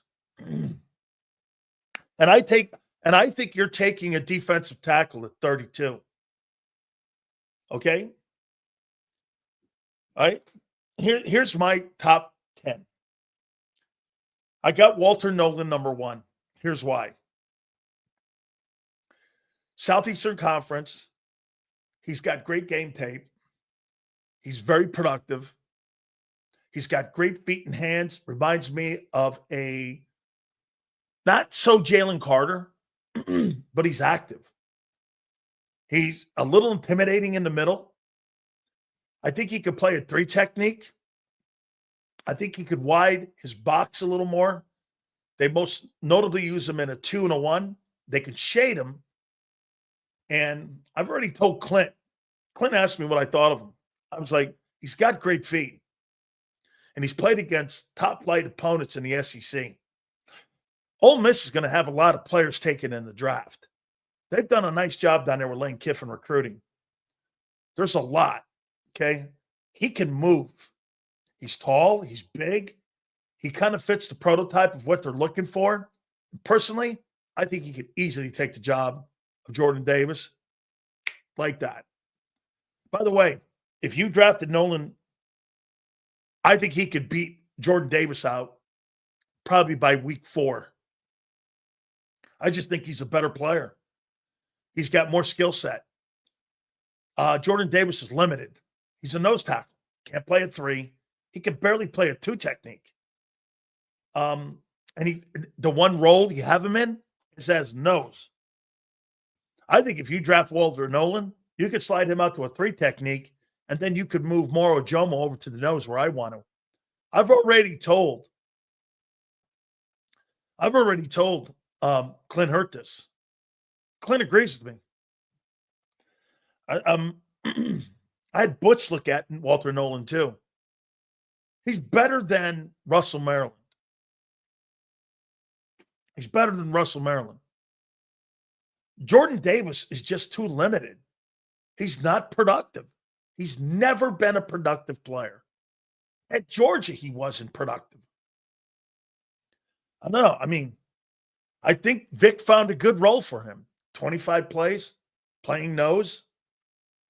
Okay. Walter Nolan's a better player. I got Derek Harmon from Oregon. I think he's also pretty productive. Slides his feet well. I'll tell you what he does do. I think he's a better pass rusher than Walter Nolan. He's got a better arm over. I think Walter Nolan's more powerful in a bull rush than what Derek Harmon is. Harmon's a good player. He's a top 15, 25 candidate when it comes to top flight players that are on the board. I like Walter Nolan, and I like Derek Harmon. Harmon was highly recruited, coached well. I love the program, Oregon. They've got great assistant coaches, and they produce top flight players, especially in the lines, O and D. The next player is Mason Graham. And I won't lie to you guys. Mason Graham and Kenneth Grant, I am not a fan of these Michigan guys. Tell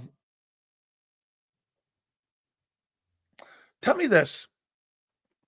What football team outside of Ohio State do you remember Penn State, or do you remember Michigan lost 6 games? What impact did they have? Now, albeit they lost a lot of personnel on offense. Okay? But the Big Ten, who were great teams in the Big Ten last year? Let me think. Ohio State, Oregon, which is traditionally a Pac-12 team. Give me another one that was a great team.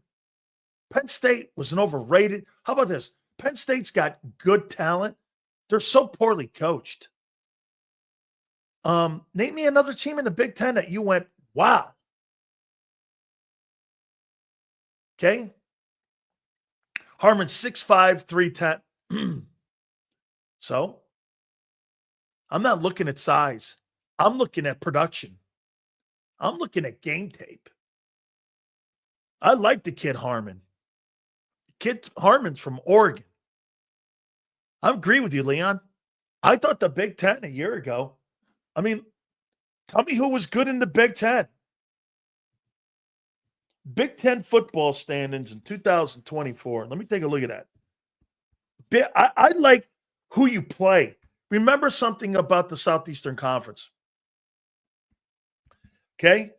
I don't go by them because of their name recognition. I go by them because they get 70 players drafted every year. Big Ten football standings. I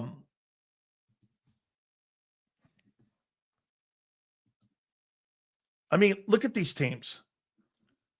Oregon was good. Indiana? How many people thought Indiana was an overhyped, an overexposed team when they got to the tournament? They should never have been. They were not that good. Shit, man. Alabama would have beat that team. Penn State was good, not great. Ohio State, they stubbed their toe against Michigan and lost to Oregon. Won the national title. Illinois, 10-3. I don't know. Iowa. Michigan was 8-5. And I mean, I don't know. They were 5-4 in the conference. They got beat by shitty teams last year. And you think those two guys are top 10 players? I don't think so. I mean, Oregon a year ago in the Big Ten, I mean, shit, they were 13-1. I mean, they're a good program. I don't know. So what about the kid from Ohio State? I'm gonna get to this. I'm gonna get to these guys. Cal, I appreciate the super. Thank you. Big Ten, I agree. Big Ten was soft a year ago. I mean, like you said, look at Nebraska. Nebraska was 3-6. What kind of defensive football player are you down there? I'm not taking anybody off teams like had no impact. I mean, if I do, it'll be later rounds. I want winners. You know the one thing Howie is doing? He's not drafting guys off of 3-6. When's the last time Howie drafted a guy off of a 3-6 losing football team in college? Is there anybody? In the last 4 years, I get the Jalix Hunt pick because it's kind of like a prospect pick. Has Howie drafted a guy off of a losing program in the last 4 years? I mean, I guess you can go Cam Jurgens. Nebraska wasn't that hot when he was there. I mean, Howie's not really taking guys off of shitty programs.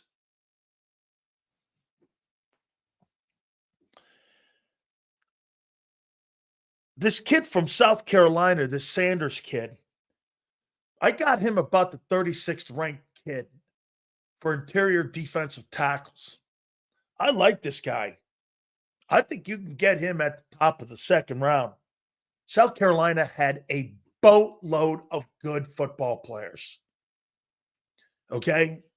They had a boatload of good players.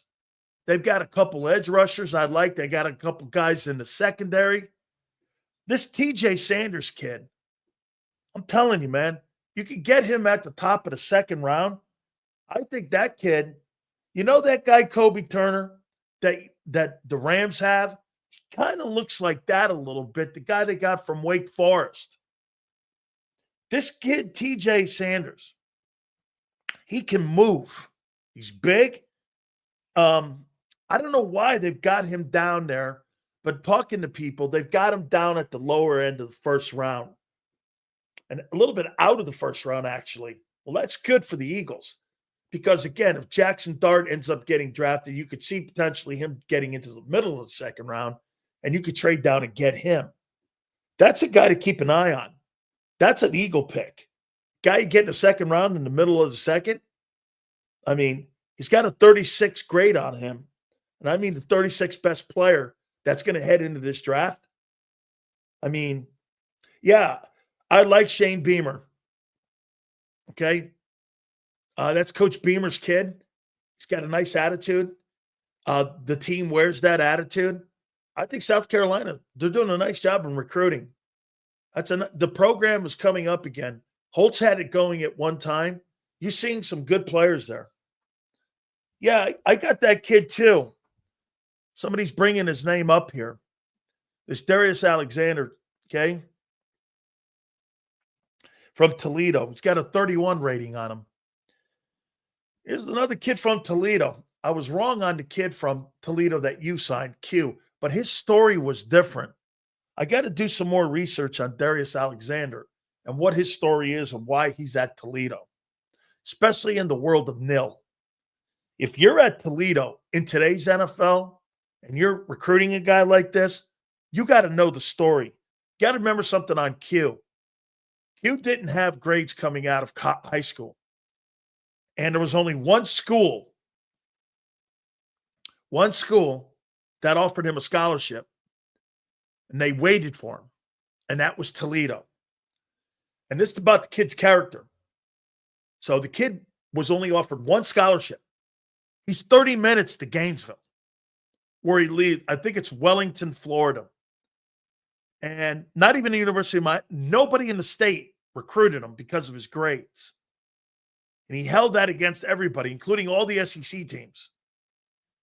So Toledo, this is Quinyon Mitchell. So from what I understand the story, he was begging the Gators. The Gators said no. Okay. All right. Fast forward. Kid turns out to be a good player. Gators went swooping in along with Alabama, and they wanted to bring him to Tuscaloosa in Gainesville. He said, no, I'm going to stay here. These people were loyal to me. I'm going to stay loyal to him. Every year he was at Toledo. SEC, Big Ten, all the schools around the country were offering him $700,000-$800,000 to come and play. He said no. Okay, so to me, yeah, okay, that's why I'd want to know. And Bob brings it up. It gives me a little intel here. So the kid's 25. He needed to get started fast because he'll be 30 after his first contract. Okay, something happened. He was thrown out of school. There's some issue here, and I want to know why he's 25 years old going into his rookie year. Jalen Hurts is 27 years old or 26. I mean, you're 25 years old, and you're going to be heading into your NFL rookie season. I mean, is there a character issue?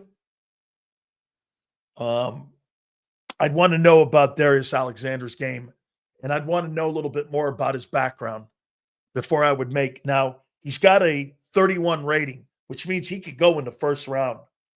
So he's got talent. I've seen a little bit of tape on him. Yeah, and Twiz is right. Could be a COVID kid where he didn't want to play and he used his sixth year.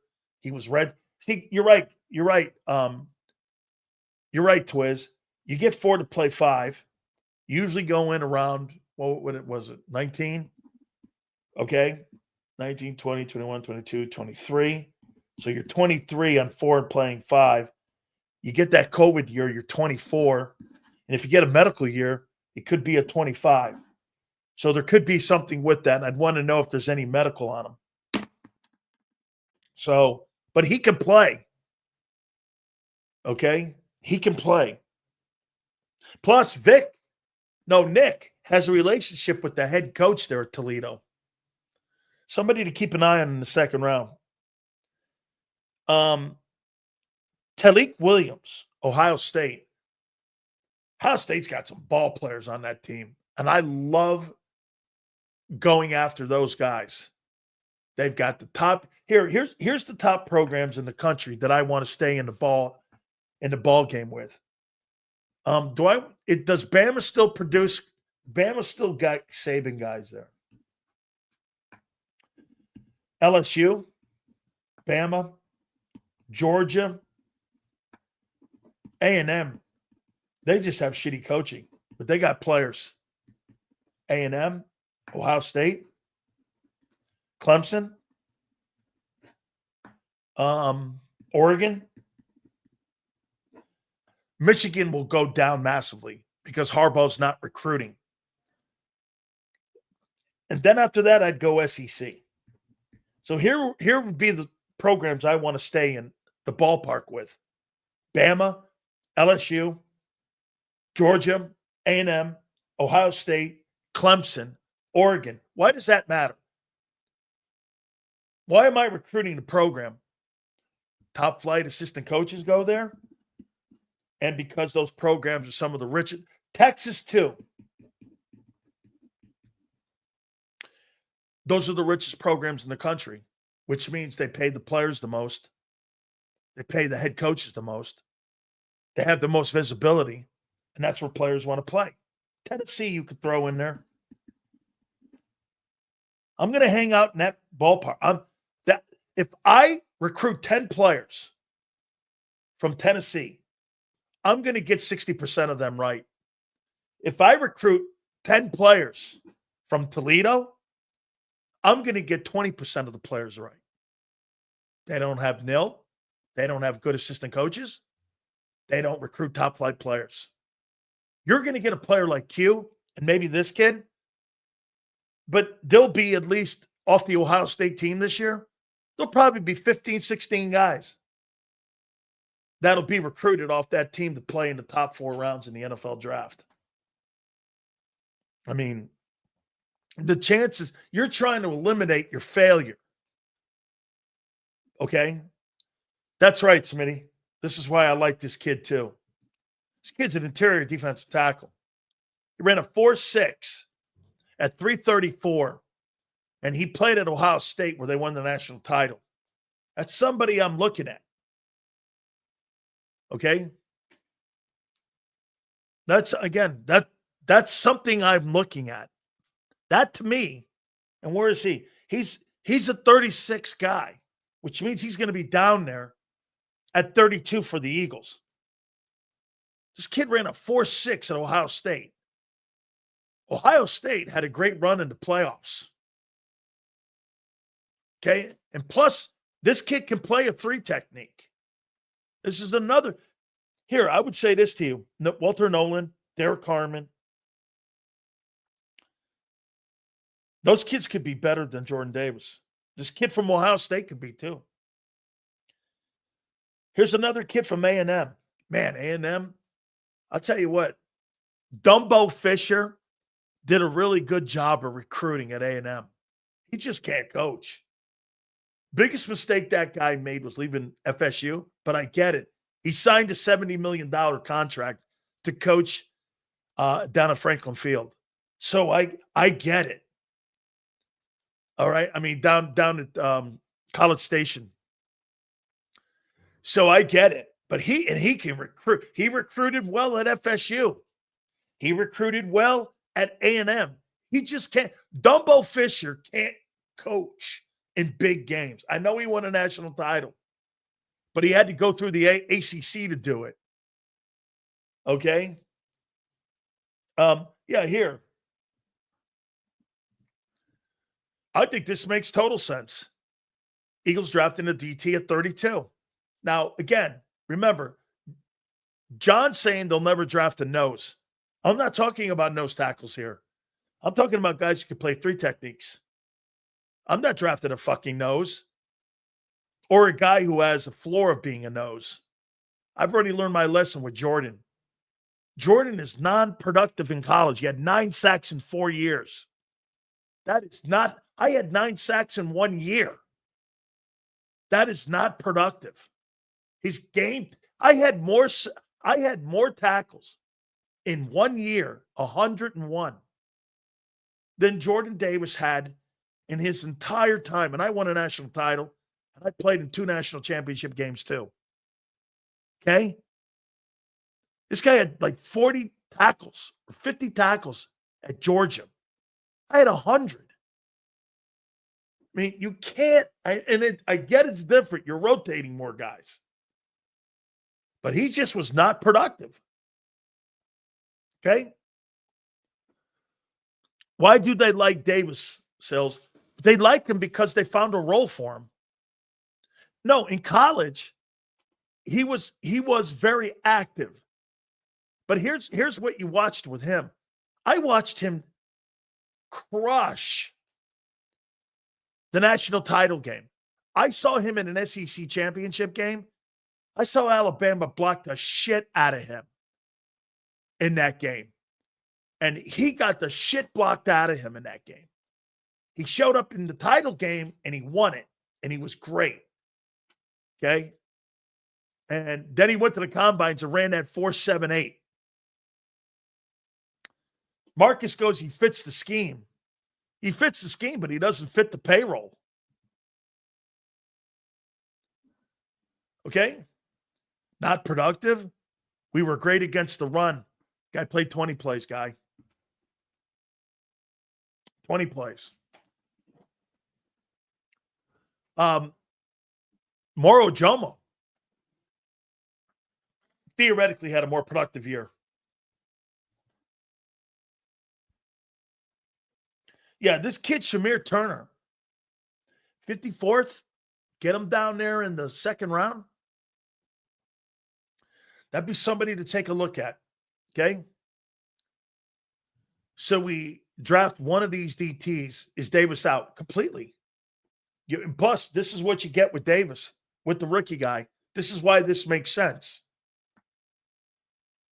Tell me how you would think if you were drafting a DT at 32. Here, you get a kid on a rookie deal.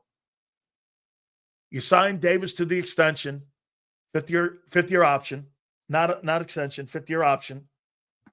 That means you get him for 2 more years, which gives you time.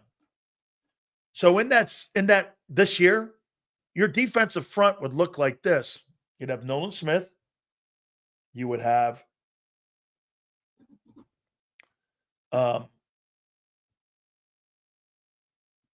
you'd have Nolan Smith. You would have Jalen Carter at end. You would have Jordan Davis at nose. And you would have Walter Nolan. Let's use him. At defensive end. And your strong side linebacker, you still have to address on who that's going to be.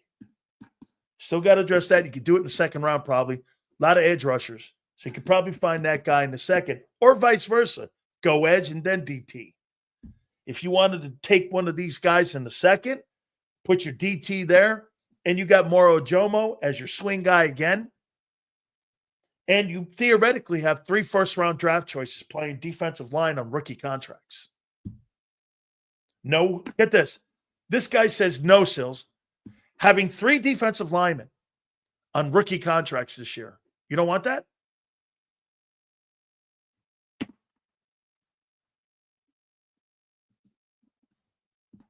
And instead of paying Milton Williams $26 million, you got 3 guys on rookie deals.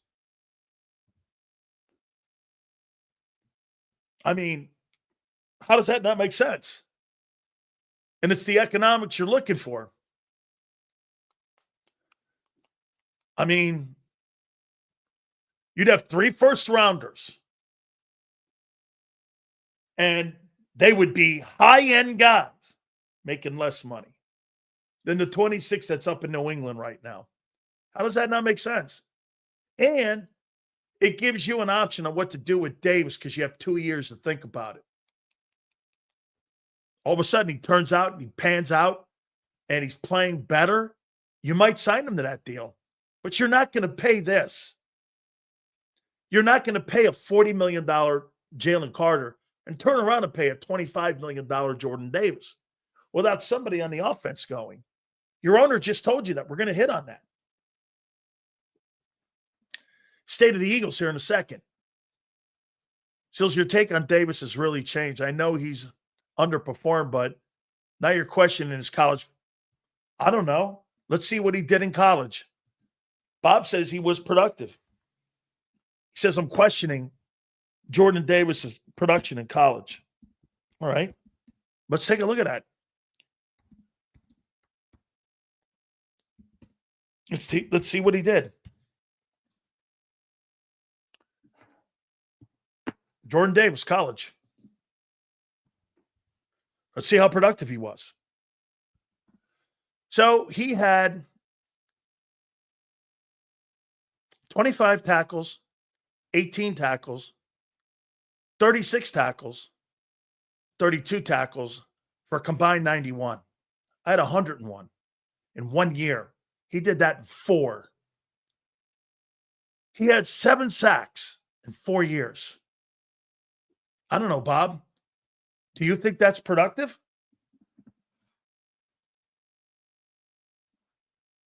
I mean, he averaged less than 20. He averaged about 20 tackles a year, and he averaged less than 2 sacks a year. You think that's productive, Bob? I don't. What's that game tape tell you? I mean, those are terrible. But he had a great combine. I mean, look at that. His best year was his final year. He had 32 tackles. He did that in 2 games. And he had 2 sacks.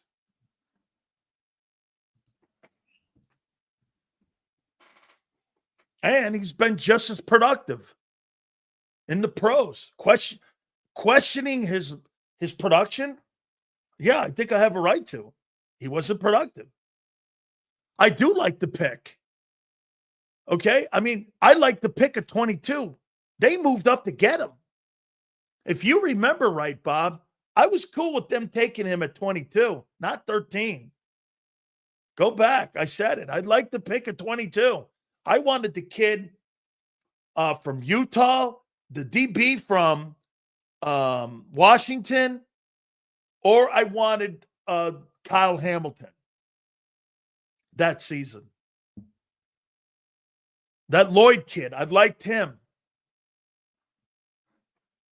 Not at 13.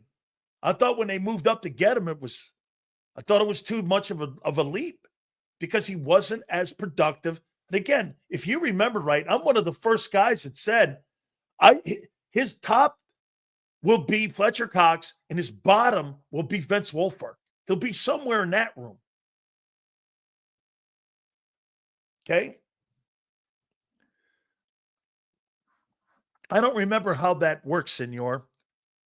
I'm not sure. That could have been. But I just saying I liked Hamilton. We can't look at Jordan Davis' stats. He's created opportunities for other players. Well, how do you know? Well, wait a minute. RC3, when you get moved to nose guard, which is an important position, as I said, okay, it is in that scheme that he runs. And he got better in the playoffs. He played well in the playoffs. You guys, and this is where I disagree with Xander and a lot of people. You guys are all sitting here saying that you think that Josh Sweat and Milton are going to be relatively okay to replace. I want to see that. I think that entire unit was a special group of players. And I think replacing those guys, I think that's going to be a tougher putt than you think. Because one of the things that Nick Sirianni said the other day was that they value versatility. We'll find out if these guys have it. Okay? I mean,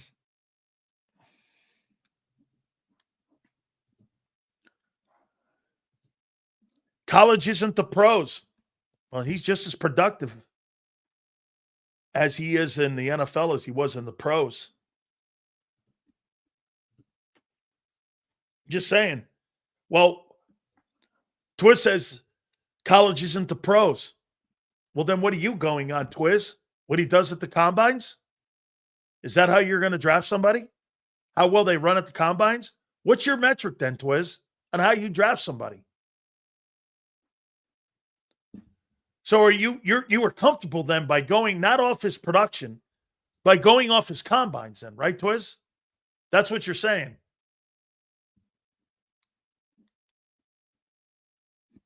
Oh, okay. I got it. Yeah, Vince was. But I think Vince had 11 sacks. Now, they had a different scheme, and he knew it. But remember, what I told you about Vince, I love Vince. Vince is probably the last great D tackle they've drafted out of Miami who went in the top 3 rounds. Vince embraced the role they had. He played 25, 30 plays a game.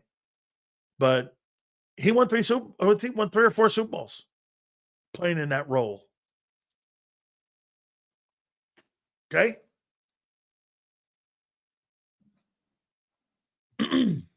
No, he's not Mike Momola. That's not fair. Nobody's saying that. Okay? Nobody's saying that. I think he's a good ball player. He's just, again, what's really going to hurt him is the fact he was drafted so high.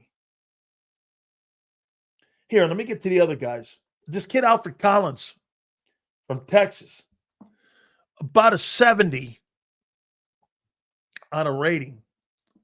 70th best player in the draft. Somebody to look at, bottom end of the second round. The kid from Texas. Texas had a good season. They were good. I thought they gave things up on defense, though, a little bit. I wasn't that overly impressed with them defensively. I saw games where they dominated. Then I saw games. Again, I'll tell you one thing that I did dig about Texas. Their first year in the SEC, they looked like they belonged. Oklahoma got in the SEC, they looked like they did not belong. I know Bama had a rough year. Okay? Bama, that guy, that's the new head coach, is not the answer at Alabama. They need to go get Dabo Swinney. And they need to understand what that culture is down there at Alabama. I don't think you can hire a successful coach and bring him down to Tuscaloosa, and that guy's all of a sudden going to just flip the switch. You got to know recruiting. You got to know that state. You first and foremost got to win the state. Auburn's starting to really get some good recruits in there. And Georgia and LSU and A&M are starting to take kids at Alabama. You're starting to see Florida schools like the Gators starting to go in Alabama and getting kids out of there. Man, back in the day, Alabama owned the northern part of the state and Auburn owned the bottom end. You can't go into Alabama and start recruiting like that and losing players and having those guys go to Georgia. And that guy's losing the state of Georgia or state of Alabama. Nick Saban, I can't remember the last time that guy lost a prospect he didn't have in that state that didn't want to go to Bama. Okay? I mean, he's not the answer. You got to get somebody like, if you don't get, I'll tell you this. I don't know if you agree, Xander. If I were Alabama, I'd go down to Ole Miss and get me Lane Kiffin. Recruited the SEC. Coached at Tennessee, putting massive players in the NFL now, makes $9 million a year. Shit, in 2 years, this program's going to be better than Alabama. You put Lane Kiffin at Alabama and Tuscaloosa, you ain't losing football games.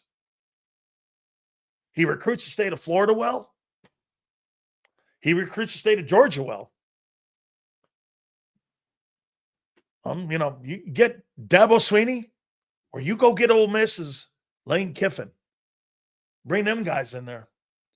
I think Lane Kiffin fits Alabama. He coached there. He knows the culture there.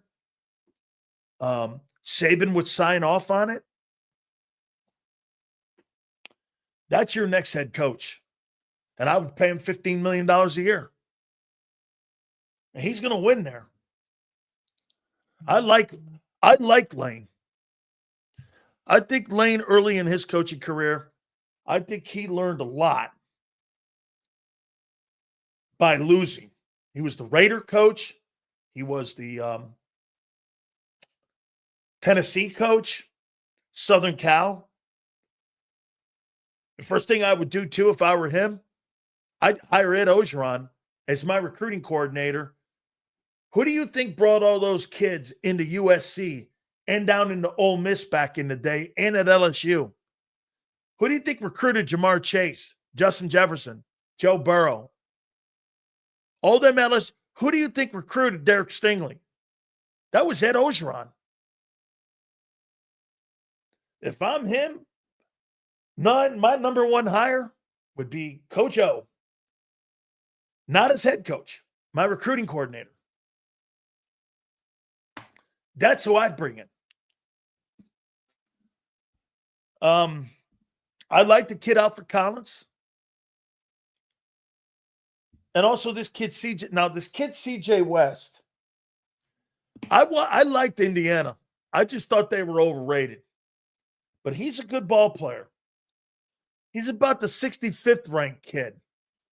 You can get this kid in the second round as well. All right? So here's my top 10 guys. I got Walter Nolan 1 from Ole Miss. I got Derek Harmon 2 from Oregon. I got Mason Graham from Michigan 3. I got Kenny Grant, and I don't really like the Michigan guys. 4. I got TJ Sanders from South Carolina, 5. I've got Darius Alexander from Toledo, 6. I've got Talik Williams from Ohio State, 7. Shamar Turner from Texas A&M, I got 8. Alfred Collins from Texas, I got 9. And I got CJ West from Indiana. I like the kid. He's a big, tall kid. He's a physical ball player. I like him. You know, I started looking at this kid a little bit, Twiz. Okay? Now, here's the thing with this guy. Nebraska was 3-6. Okay? In the conference. And they were 7-6 overall. I watched that Nebraska defense. Those are not the black shirts. Okay? I get the kid. He ran a 4.8. He's 310. He's an interior D tackle. I saw him play. I don't hate the kid.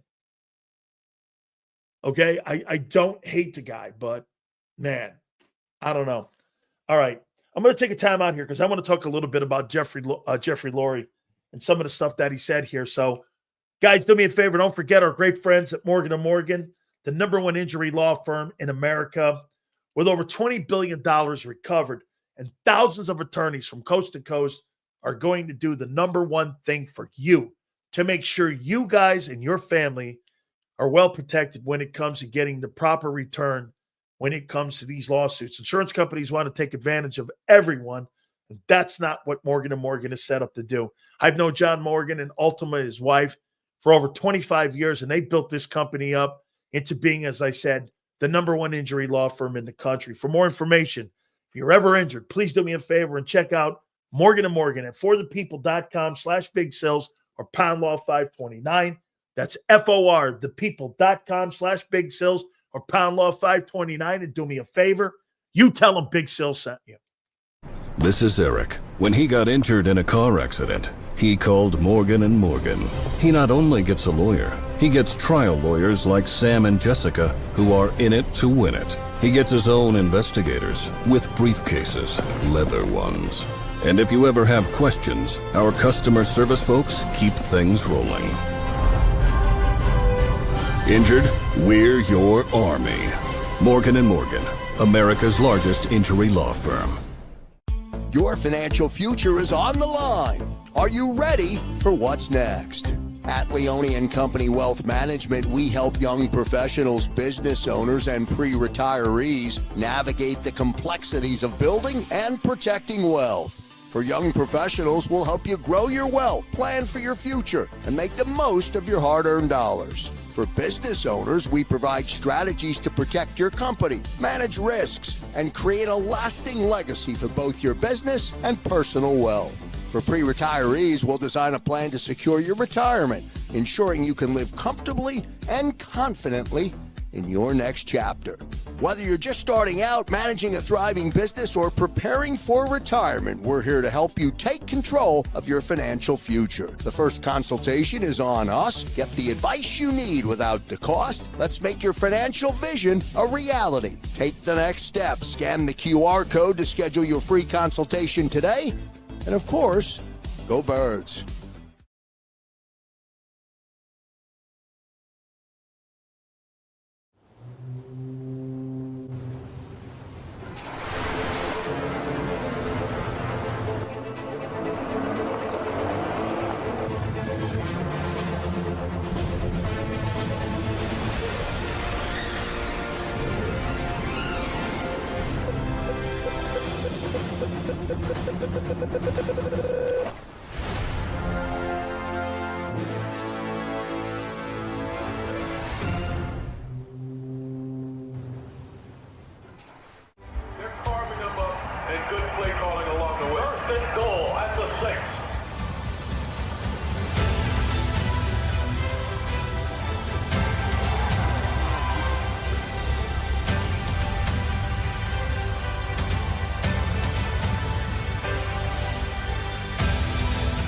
Field of life, First Trust Bank is there for you. Champions on 3. 1, 2, 3. Because Philadelphia dreams deserve a Philadelphia bank. In our hometown, we all look out for each other. We step up to keep our communities going strong. And at Independence Blue Cross, we're here to keep you going strong as the #1 health insurer in the region. No IBX is always looking out for you. EAGLES. Eagles.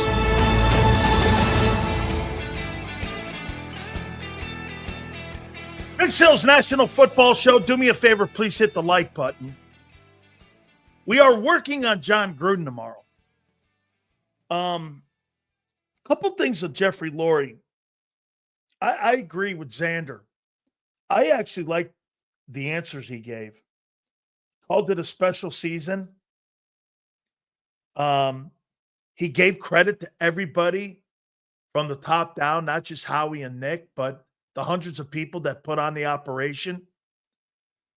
That's a wonderful culture, he said. He said it was a special situation. Talked about the parade. You know, he may be a New England guy, but there's no question that he enjoys being the owner of the Philadelphia Eagles. He discussed the play. I'm not going to get into it any longer. You know, I'll tell you this, he really sounded like an intelligent owner that made some great points about running the RPOs in 22, got away from it because the league adjusted to Hurts and the offense, and they went more to a traditional running. He answered a lot of the questions that I thought he really gave a good answer on that. You know, he talked about Rich McKay. Again, I'm not going to get into the tush push because we talked ad nauseum about it, but he talked about getting the minority owners. I talk about minority share owners in the team to get more. I don't know, maybe that's to get the dome and to hopefully try to host the Super Bowl. He talked about the future players. They really loved, you could tell they really loved their future and the guys they have on the roster now. It's great to hear.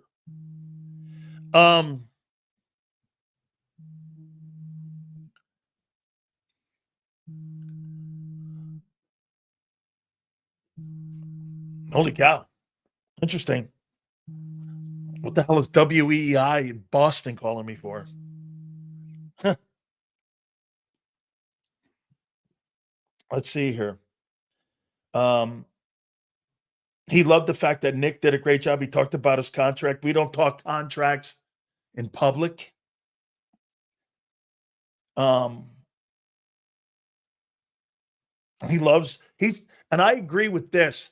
He said that, and I think you probably agree, that they're better set up right now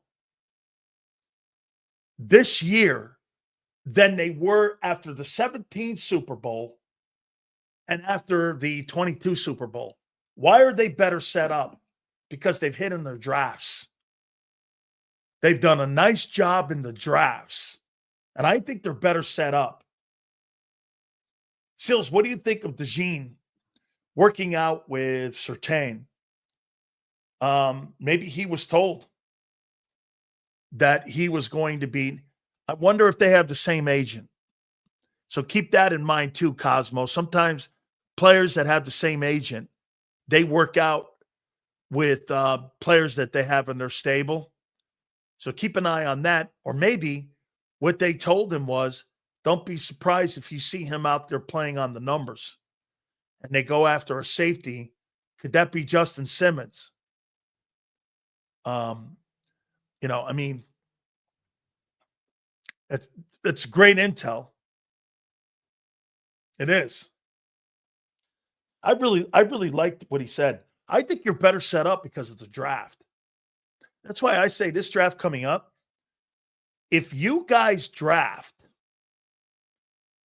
and you do a great job of drafting, I think there's a great opportunity for you guys to really, again, keep this thing rolling and keep that window open. I'm starting to believe from Howie hitting so much in these past 2 drafts, we might trade out of the first due to the money expectations from drafting a first rounder. That is a great take, and that's why I think they do it too. You could go down and get one of those defensive tackles in the second round and don't have to play or pay the first round money. I completely agree with that. Okay? And you can load up next year. But remember this, though, too. 101, if you draft a DT at 32, you'll have 3 guys in your D line on rookie contracts. Combined, they'll make less than $10 million versus paying Milton Williams 26. And you could get the same production from a Walter Nolan that you would from Milton. And you would get him $25 million cheaper. That's how I would roll. All right. What are we, 22 days out from the draft? This thing's rolling. We're 3 weeks out. This is crazy. Crazy stuff, man. You guys have been great. We are working on John Gruden. I don't know when, but we're working on him. Guys, do me a favor. Please hit that like button.